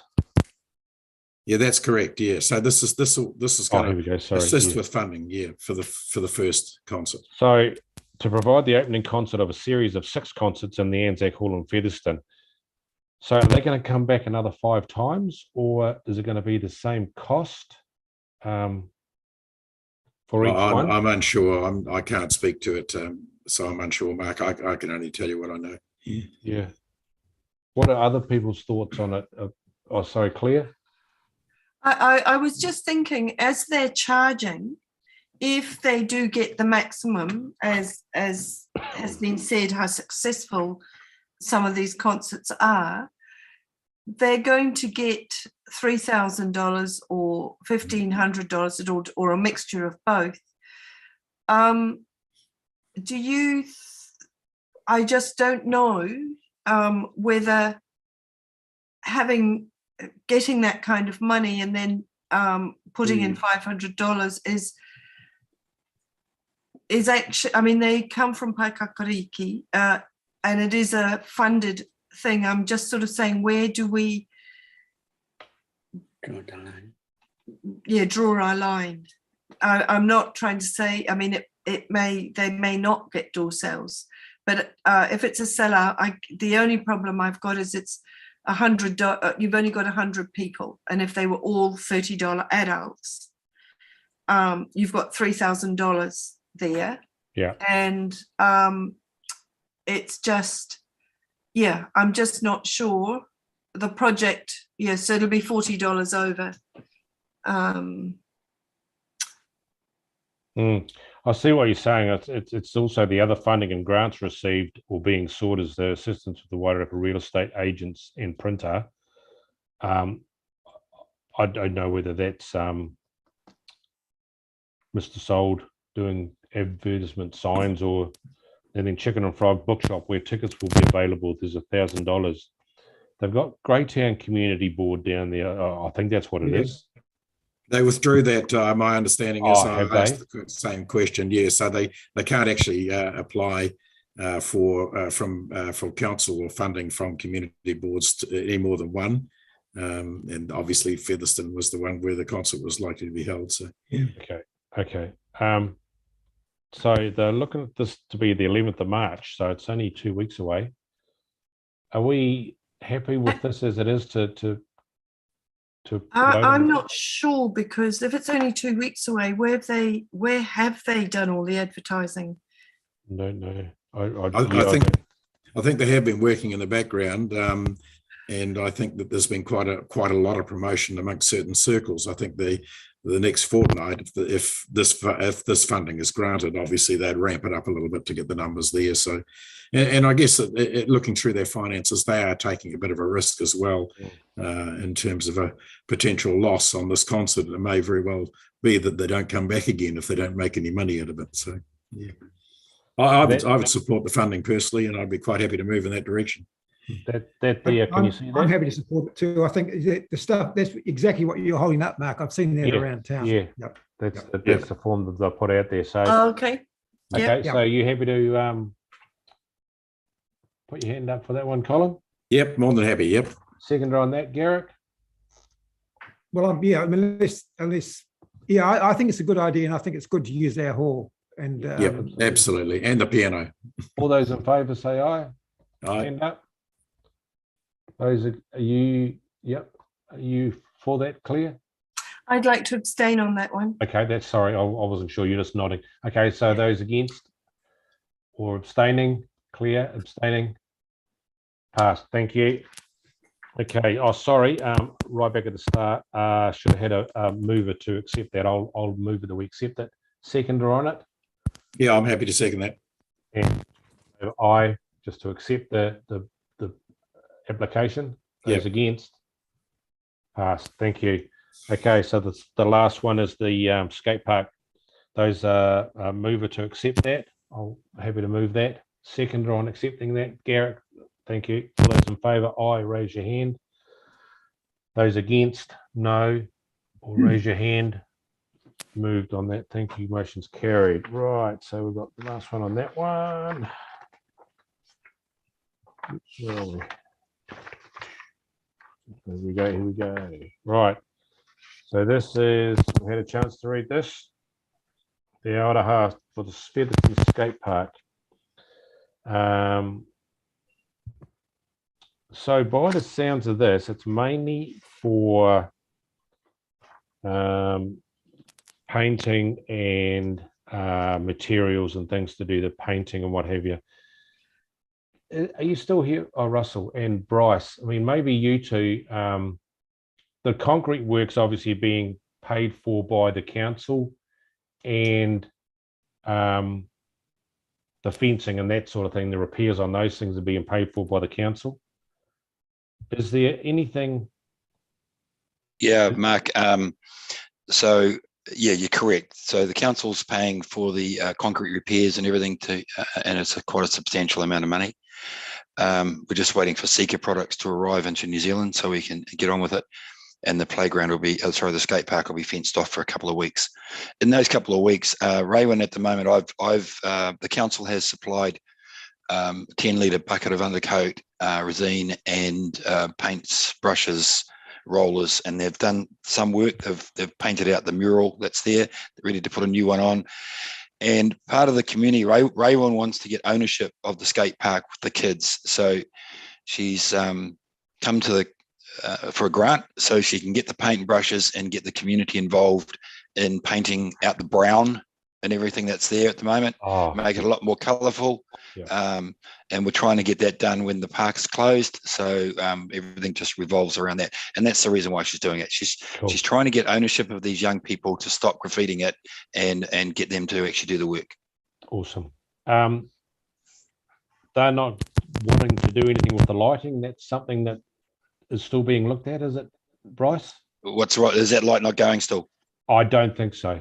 I really don't know, but I just see the thing in here. They've been talking about the lighting. Right, okay. I'll follow up with Fulton Hogan again. Yeah. Awesome. Okay. Okay. Garrick. Oh, sorry, Claire. Garrick. I think Claire was before me. Claire. Okay, Claire. Sorry. I was just wondering if I could have clarification. Did you say that Resine has donated a whole lot of paints and rollers and paintbrushes? No, council. We purchased that on behalf of council purchased that. Yeah. And so when we look at the financial details, we've got breakdown tools and materials, paint, sandpaper, roller kits, and paintbrushes. Is that not what council you've just mentioned? No, look, they wanted enough to get started, so they've got the kids in to do the mural, and so there was 2 paintbrushes, 2 rollers, and a 10-litre pail of paint. Right. Supplied. That was just to black out the mural. Yeah, the mural, and they've painted a little bit of the graffiti out with white paint that was on the side. We were not concreting, so they've already started doing that. Okay, so this here is now to invigorate the thing. Sorry, I just wasn't sure. Yeah, so you know all the timber surrounding in that. We've got someone involved to fix that up, and then Raywin and her team are going to go in. They're hoping to get a grant, and they're going to revitalise all that brown stain and get it, make it more cheerful. Beautiful. Okay. Yep. Can I sorry, also just devil's advocate, just point out that the bank account that has been put down here is a personal one again. So we just need to look at where else we could put the funding if it was agreed to. Can I just make a suggestion? Jack Shepherd from the community centre of Fab Feathy is a second contact person, and I think it may be ask Raywin if we could use Jack's Fab Feathy's account. They don't have it. They don't have an account clear that goes under REAP. Ah, sorry. The fund holder. So yeah, it's just something they'd need to look at. But it's I mean, that's obviously going to be a stipulation of funding being given anyway, so it wouldn't be able to be given. But we could still vote on it tonight. I'm just wondering, Bryce, what happens if we donated that money to council and council bought all the materials? Well, there's a couple of things you could do. I'm not sure on this. Katie might be able to help, but you have a beautification budget. You could instruct me to use the beautification budget of the $500, and then you could transfer the grant money back into the beautification budget. I'm not sure whether you can do that. You'd have to check. I'll leave that with Mark, but that sounds like that's a good way round. Yeah, that's I was going to suggest the beautification fund as well, because I had a discussion with her, and the lighting thing was a problem. And I know you and I had been looking at lighting across the road at the info centre as well, which I see you've sorted. But there was a concern about that dark space there. So if there is some money in the beautification, and there is still a requirement price for the lighting, can we not be a bit more accommodating and say, well, look, yes, there's 500 as a grant, but it is a beautification thing as well. Yep. I was actually going to add in there, just and it's back down. I can cover it earlier in my report. Is the light? The lights that were put up in the tree outside the Fell Museum. And I know there was some other money being put aside for those, the lighting and the input of that. So we allowed $5,000. We set aside for that. At the moment, we're sitting at about $1,500. So that's for the lights and to have them installed. So we have got a little bit of leeway in that money. So that could be something that, and I know, yes, you're right, Garrick, we've spoken about, because I think there's one light there and two lights over at the playground that weren't going, and I've spoken with Bryce. So some more lighting would be great. Yeah, if we could be a bit creative with that money, and I think it does need lighting up that area. So absolutely, yeah. So can we do that with Bryce? Oh, look, I'm happy to work with Bryce on that. Yeah, definitely. Look, it'll probably be solar lighting, if anything. There is no way we could be able to, unless we put some massive spotlights up there, which is right against the Dark Sky Society. So you've got to be careful what you do now. It's like Stellarball Park. I've put 4 sets of solar lighting in there. They've been going well for the last 8 or 9 months. Unfortunately, vandals smashed them on the weekend. So we're back to repairing those. I'm just concerned about vandals in the skate park, but life's what it is. We could just hook into the back of the main sheet. Couldn't we just run a lead over there? I just say if we be creative, it'd be great for the community. That's all. And I say if the funding is there and you can do it for us, Bryce, thank you very much. Okay, I'll look into it. I'll see if I can utilize the existing light with that dome on it, which always blows, and maybe we can shift it. Put some sort of downlight spotlights, 4 spotlights. Yeah, that off that top of that dome, and get rid of that dome. Yeah, because there's power there. Do we have to do a motion to say that the Beautification Fund to look at working with Bryce to fund the skate park and the lights from the Beautification Fund? I think we could at least pass the 500 and then have a talk about the lights from there. Okay. Could we agree? Okay, I'll agree on that? 500. I'll put that down. I would support that. Claire, thank you. I'm happy to second that. All those in favour, aye, or raise your hand. Those against, no, or raise your hand. That's passed, thank you. And we can talk about those lights, Bryce. Yeah, Mark, I'll get some quotes Awesome. and I'll come back to you with the quotes and you can pass them around to the board. Yep, appreciate that, thank you. Okay, right. Okay, so moving forward, again, 8.4, which is the Underhill Road naming. Okay, so that's our grants finished. Where are we? Nearly there, people. 92 to 105.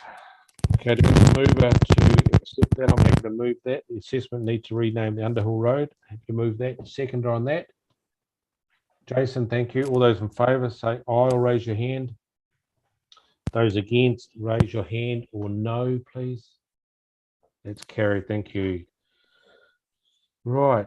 Do we have a mover to note the assessment of the need to rename all or part of Underhill Road, report by Armstrong Dixon Limited?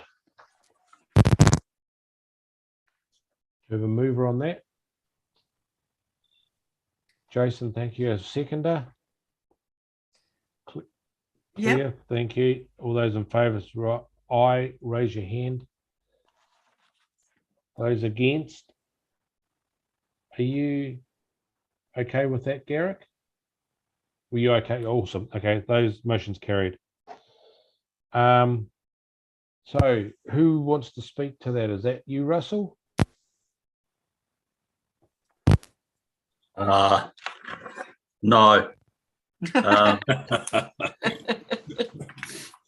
You can, like, all I'll say is there's, two options there in terms of a way forward, the relevance of or not of a name change, and noting that there has been some feedback from agencies, including postal service, etc. So part of that as part of your consideration of yay or nay. So Chair, Yes, sorry. Steph and my team wrote and put together the report, and I approved it. So noting that it was before my start date, so I'm speaking of my knowledge up to this point. There were some concerns raised at Greytown Community Board, I believe, that emergency services particularly and mail services could get confused with the fact that Underhill Road is in Featherston and in Greytown, and there's no bridge between, and if you decided you wanted to get there but got to Greytown going via Featherston, you could end up delaying access to emergency services. The report clearly indicates that the emergency services and the mail and police have no issue.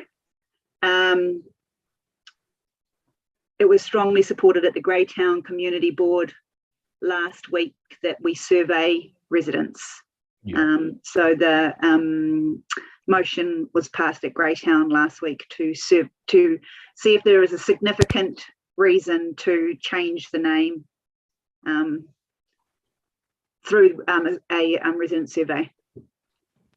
Okay, and has it been decided how that would be done, Amanda? Or was it through a monkey survey or a?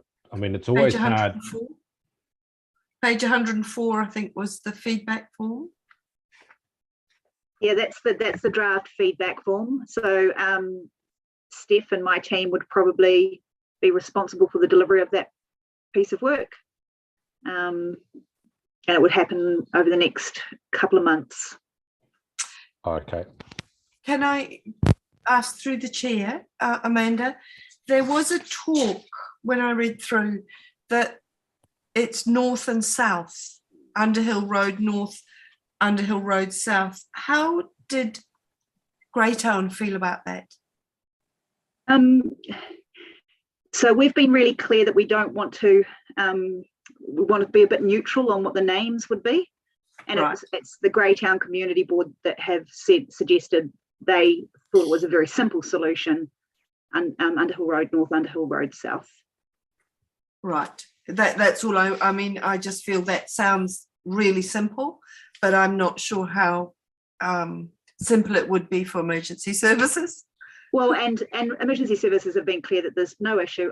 Colin, I'm conscious you've got your That's hand all up. right. No worries. And Russell, I don't know if you want to talk. A road change. We've got a road changing name policy that we have to adhere to. Changing the name of a road is a complex piece of infrastructure kind of approach, because we've got GIS, we've got Google Maps. There's a whole lot of background work that needs to be done that is very significant for a road change name. Colin, who you got? Okay, thanks for that. Yes, so I'm just conscious of officers' time and preparing a report. The cost to our ratepayers at the end of the day, if we go through this consultative process, I mean, you're looking at $3,000 or something to do just that. It's a storm in a teacup, in my view. We've had 2 minor indiscretions from New Zealand Post, and reading the report, it doesn't seem to be a big problem.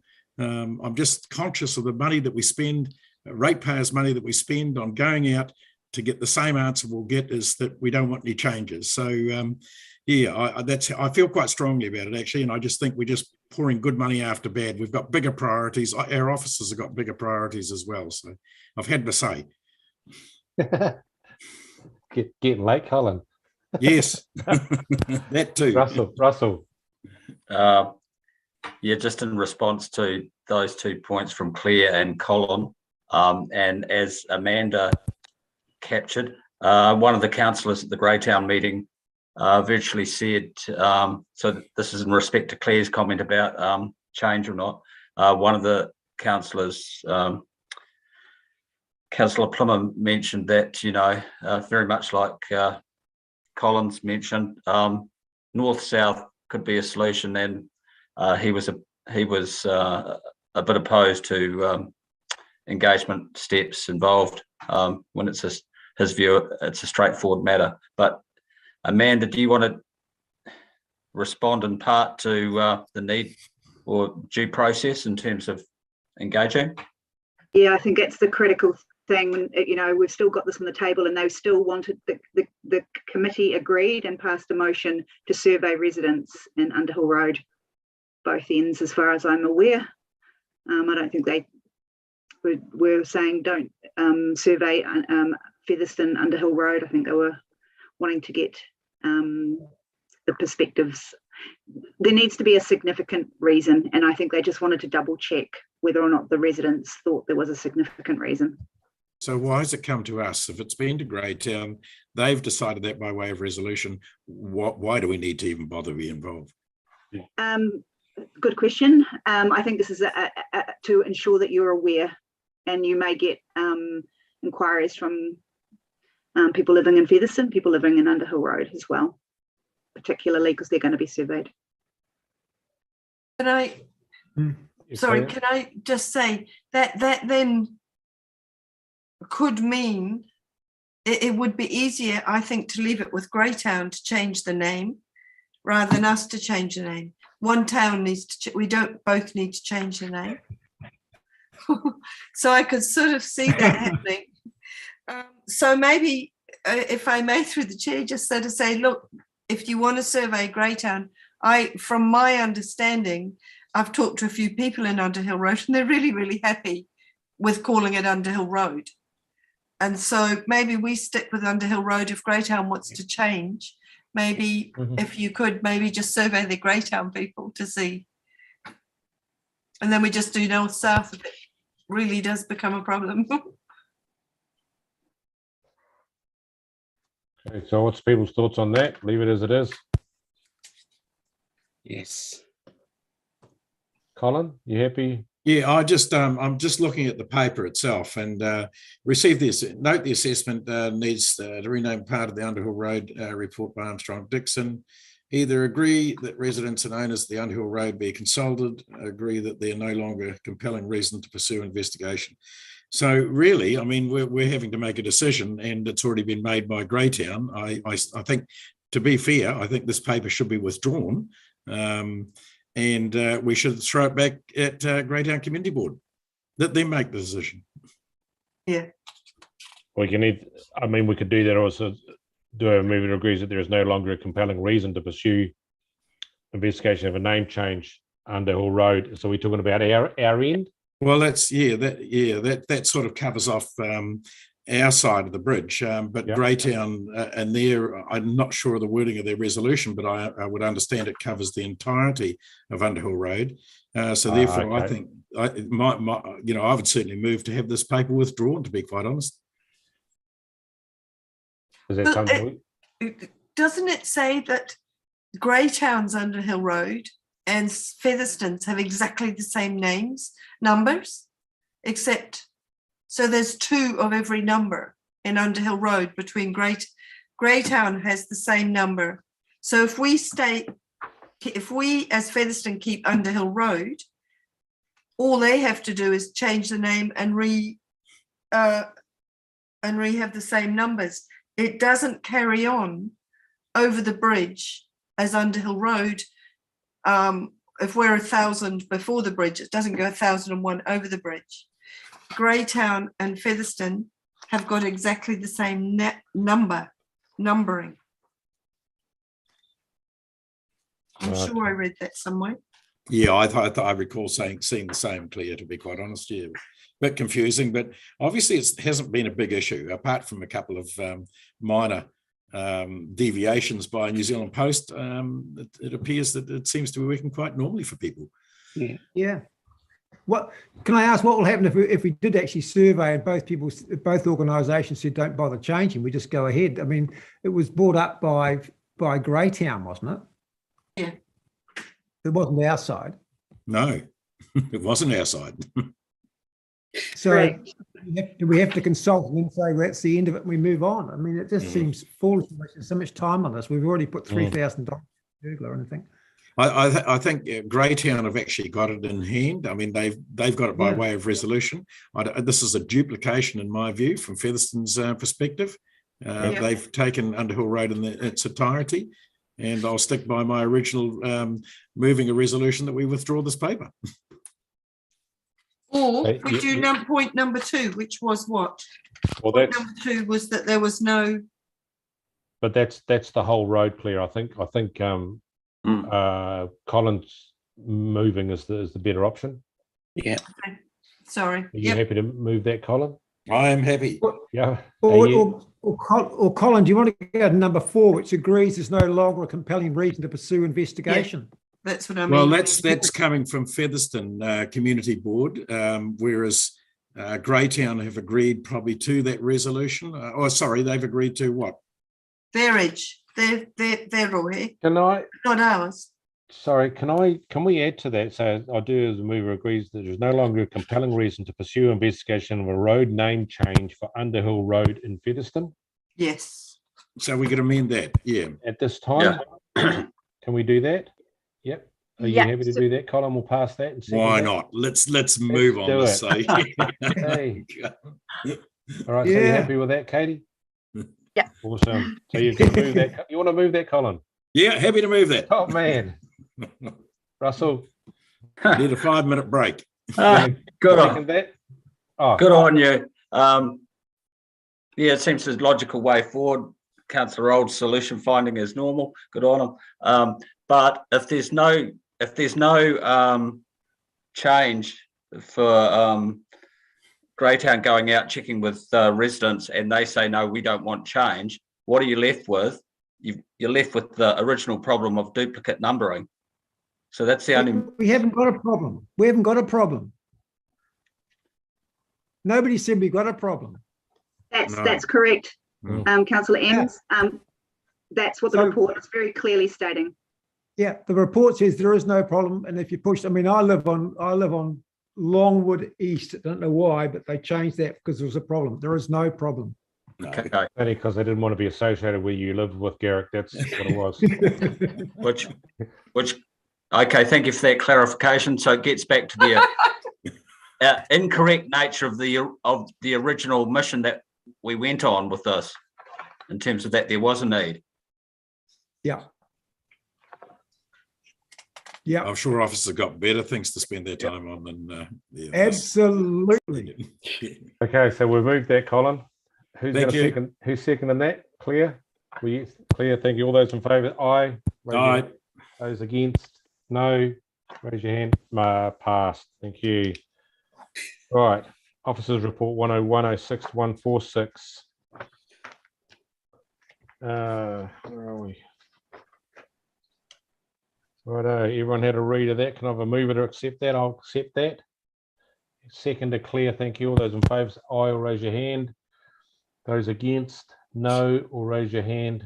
Motion carried, thank you. Any questions on that? Just on page 107, 1.7. Yep. The combined council dog pound. Did I not read in the paper that maybe the golf course was being considered as an option for a dog pound? How is that set in concrete, or how are we to how is that progressing, the dog pound, and whether the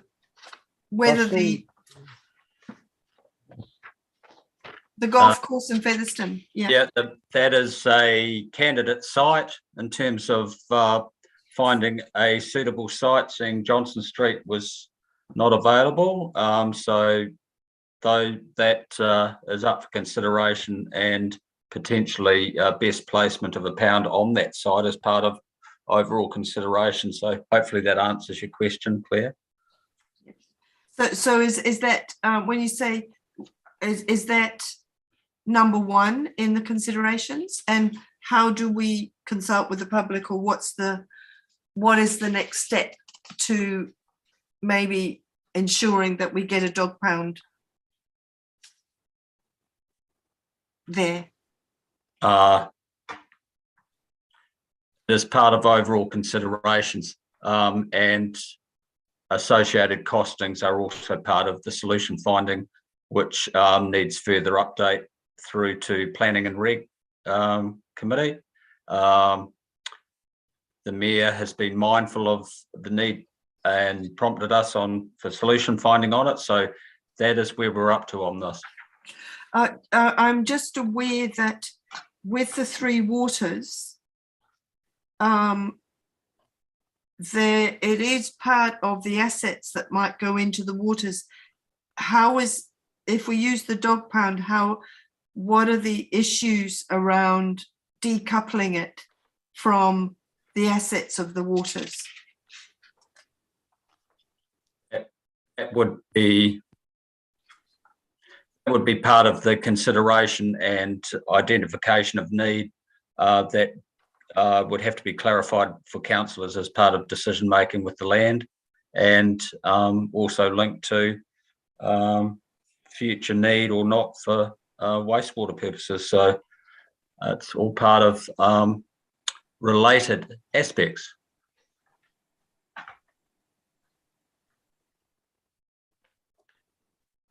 Sorry, how long do you feel this process is going to take? Not too much longer, hopefully. But for me to give you rounded information, part of costing information is what councillors will be waiting on, and that's what we need to deliver. But even within that space, it throws up another componentry of material prices, with shortages of supply and equipment for the pound complex, using a innovative, cost-effective container solution approach, which can be added onto. But again, even components like that, steel prices, we have to update the councillors on likely costings for that, so councillors can make a decision. So there's related aspects there, Claire. So you have identified some work to be finalised. Thank you. So just a quick question, Russell. Do we know how long we're able to stay on Johnson Street for? Have they given us a... We should be moving forward on it, because as a whole, the council's wanting a solution, and rightly so. The project should be coming to fruition, and we've also got the relative ministry checking on welfare for the dogs and prompting us forward on our solution finding. And we've been working with that agency as well. So there's the mix of aspects there, which are supporting getting the solution finding done on it. Okay, no, awesome, thank you. Any other questions on that? Awesome. Okay, we'll move forward. 9.2 action items report, pages 147 to 149. Have a mover to receive that? Colin, thank you. A seconder on that? Oh, maybe, sorry, Garrick down there. Yep. All those in favour, aye, or raise your hand. Yep. Those against, no, or raise your hand. Motion carried on that. Thank you. Righto. Members, any questions on that? 49. Yeah, I guess. Had a couple. So we had the, oh, sorry, Claire. Yep. No, I was just going to say the number 83. Yeah. Just an update on the welcome to Featherston signs. I hope they'll actually be in before I'm dead, but you know. Yeah. I spoke to, and I know Stefan's obviously just not long in this role and what have you, and Ewan had done a lot of work before he left. I spoke to Stefan just before Christmas, and he's saying, well, look, obviously, some people have already gone or gone on holiday, whatever. So he was going to pick it up after Christmas, and I said, well, I'll give you a yell in the new year. So I'll follow that up. Obviously, there was a few things had been, my understanding was that they've been approved to happen. It was just a budget thing. So we're going to finalise that through Stefan. As soon as I know, I'll flick a email out to everyone, just let him know what he's told me. Yeah, Mark, it's the budget and also the availability of someone to do it. We've gone to about 4 or 5 companies, and they're not interested. Oh, okay. Yeah. Okay. So, but Stefan will update you more. Can I just, yeah, I mean, he'll know. Yeah, that's fine. Yeah. Awesome. Any other questions on that? No. 9.3, which is the income and expenditure report, pages 150 to 153. I just wanted to, so we have a mover to accept that. I'm happy to move that. Seconder on that, Jason, thank you. All those in favour, aye. Raise your hand. Those against, Claire, are you happy for that? To accept that? Yep. Those against, raise your hand or no. Motion's carried on that. Thank you. Any questions on any of those?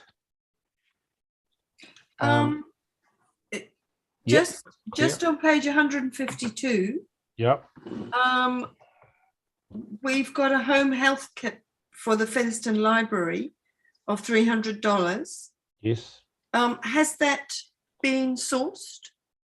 I think I'd have to find out, because we passed it at the last one, and I was actually thinking when I saw this on here, who actually were we meant to order that, or how does that work? Do you know, Alex?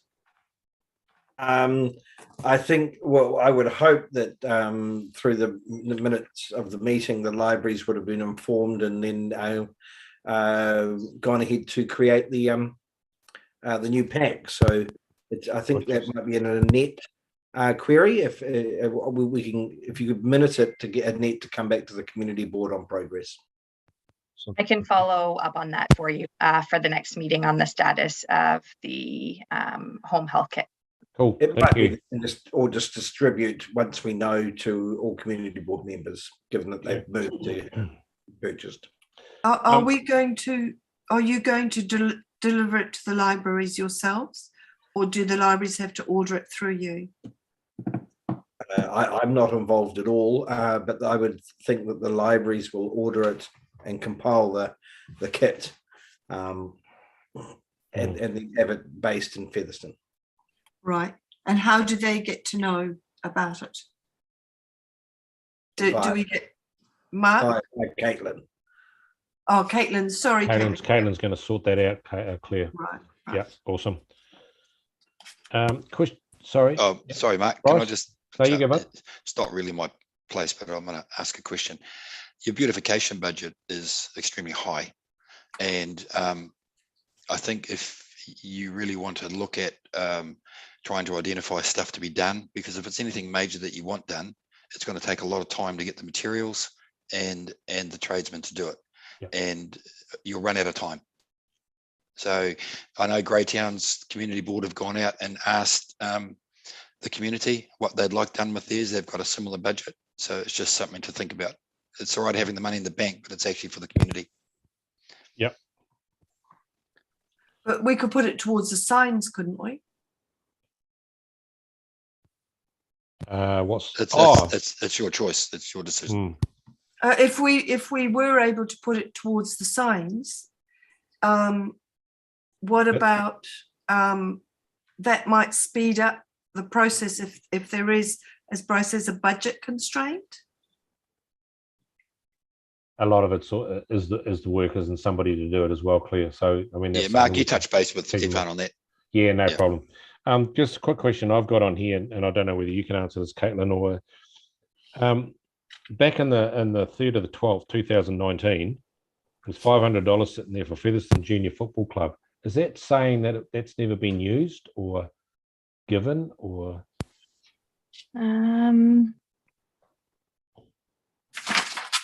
So that's saying that the money's been committed through a grant and that it hasn't been invoiced. So I can follow up with finance on that. Sometimes it just gets lost in the trail of paperwork, and it might not have been updated on the sheet, but often it has been paid out. But I will follow up with that and touch base as well. Yep, awesome. Okay, and the Featherston Christmas Parade, the $300 sitting there, that wasn't used, was it? So that could be pulled out of there as well, or? Yep, if the board is in agreement, that money can be released back into the grant fund. Are we happy to do that at the moment, and then for next year as we reapply and redo things? So just as you can see on the lights up there, we were charged $895 for the new lights for that tree and $650 to have them put up there. So that came in well under what we had allowed for. Just a quick question. Why is this in an American format? Do we know the dates on these things? Can we get that changed to New Zealand format? Just me being... Sometimes, what's the program? Excel does it, and sometimes, and so you have to, and sometimes you don't notice it happening yourself when you're doing formats. It's a default in the program sometimes. So that could possibly just run month to month or meeting to meeting. Yeah. Oh, okay. So you have to consciously change it in your settings. Okay. So we can let Katrina know. She probably didn't even realise, or Charlie, who prepared it. Awesome. Not American. Hey, what is it? Yeah, it is, isn't it? Yeah. Well, they're running at the month first. They always put the month first, don't they? 23rd, 12/23, 2021. All right, so everyone happy on that? Last one is Chair's Report, 10.1, 159 to 192.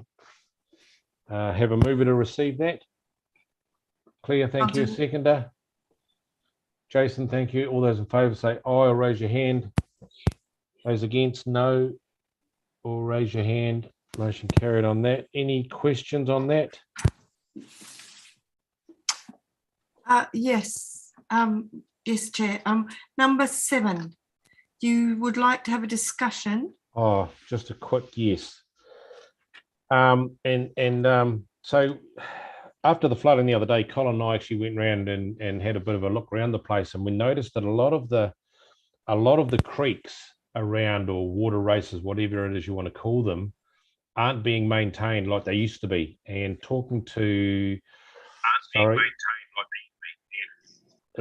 what happened there? It may have been Bryce. Is that it's now being Wellington Water are looking after them. I know the one from my place here used to be a truck up here every few months and would empty it out and what have you. Is that Wellington Water's responsibility now to do those? And are they on some sort of drive around every now and again, I suppose, to clear them? So can I just get some clarity around the state highway, bottom end of, the southern end of Fitzherbert Street, the main culvert that leads into Donald's Creek, that would be NZTA, correct me if I'm wrong, the clearing of that drainage? It may be Fulton Hogan. Rightio. That's someone, I think Tim is our rating manager, will be the only one, and Caitlin will probably have to take this back to him. Okay, and the other one was on Boundary Road, right on the intersection of Boundary Road, going up to where our moor is.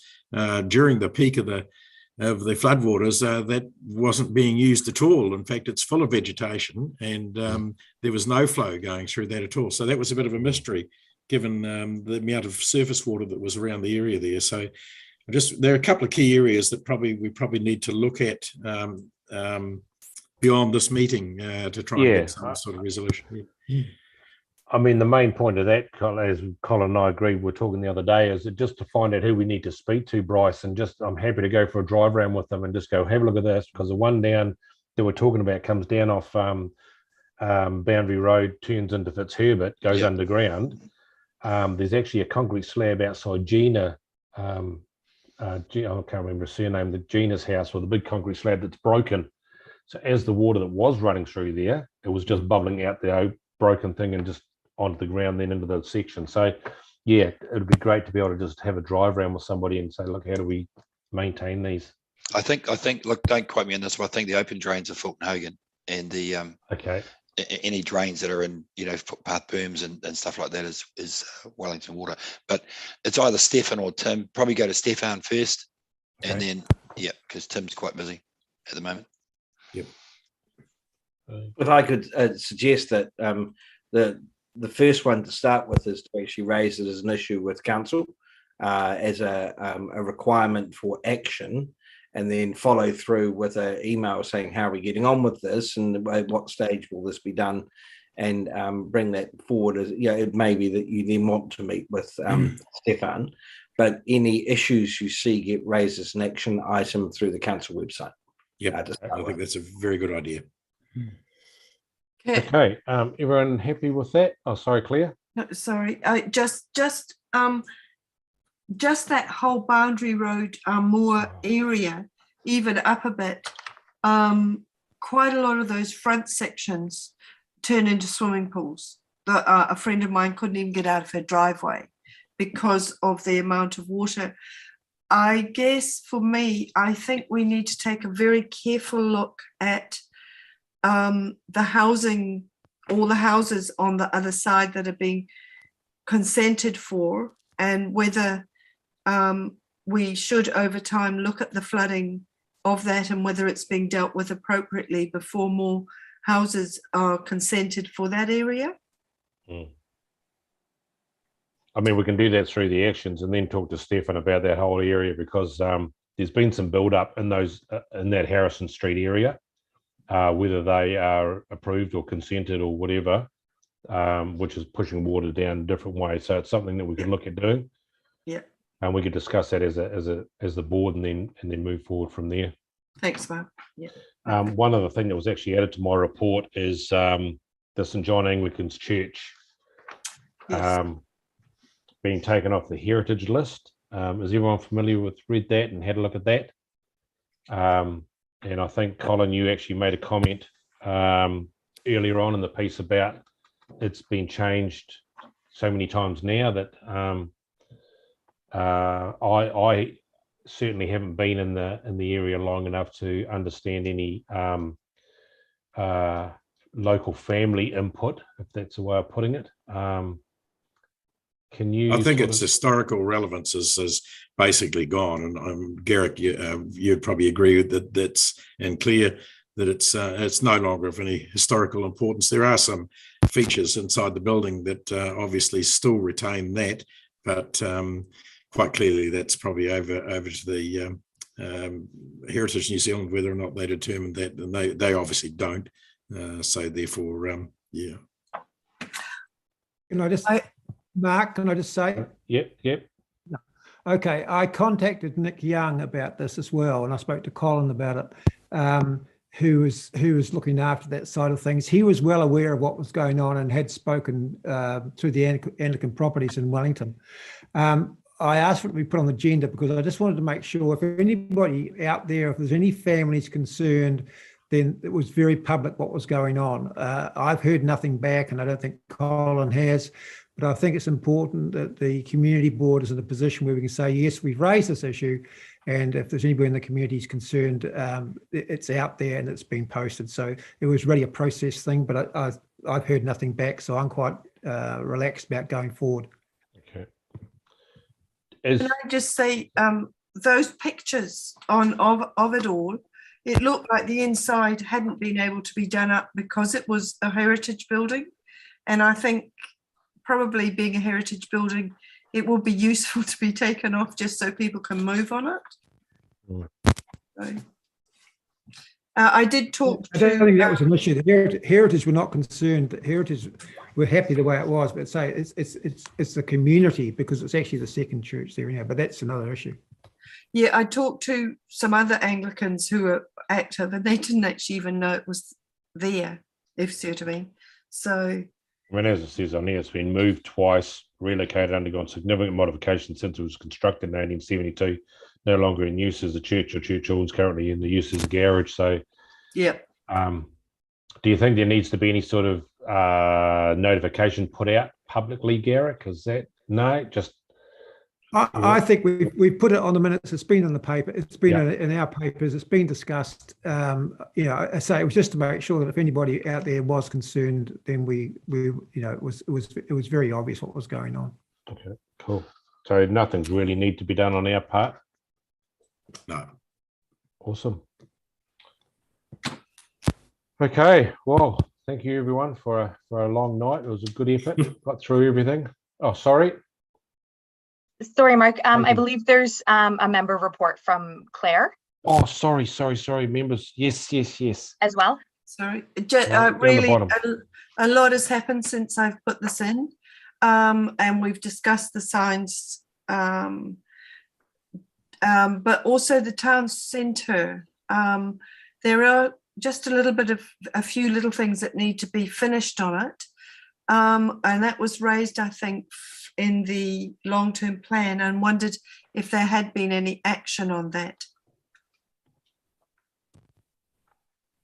I think they called it the Platonk area. Yeah, probably Bryce is better to talk to that. I know that the Clifford Square management plan that was submitted way back in 2015 or 2016, when the Squircle was designed and developed, it really is to some extent an unfinished project. Money was the big question mark at the time, and probably remains that way today. So yeah, in terms of actually finishing it off, I guess that'll be for the future to look at just what's left to do.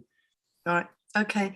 And also just to say that I think it was broached this earlier that Amanda has organised a meeting with Harry, and now those 3 members that spoke to us today will be part of that meeting. And so we will move on. That's the end of my report. Claire, regarding the town square, I'm looking at moving the Platonk course out of there. It's an impractical place. It gets driven on, it stamped on, walked on. I'll be putting a report up to your next meeting on the position where I want to place it. Neat. Thank you. Okay. Awesome. Garrick. Yeah, sorry. Correspondence. Can I just raise there, Mark, is there anything correspondence you've signed off as chair that we should be aware of? Not that I'm aware. That we've received, you mean? No, that you've sent. No, that I've sent some correspondence. Yeah. No, are you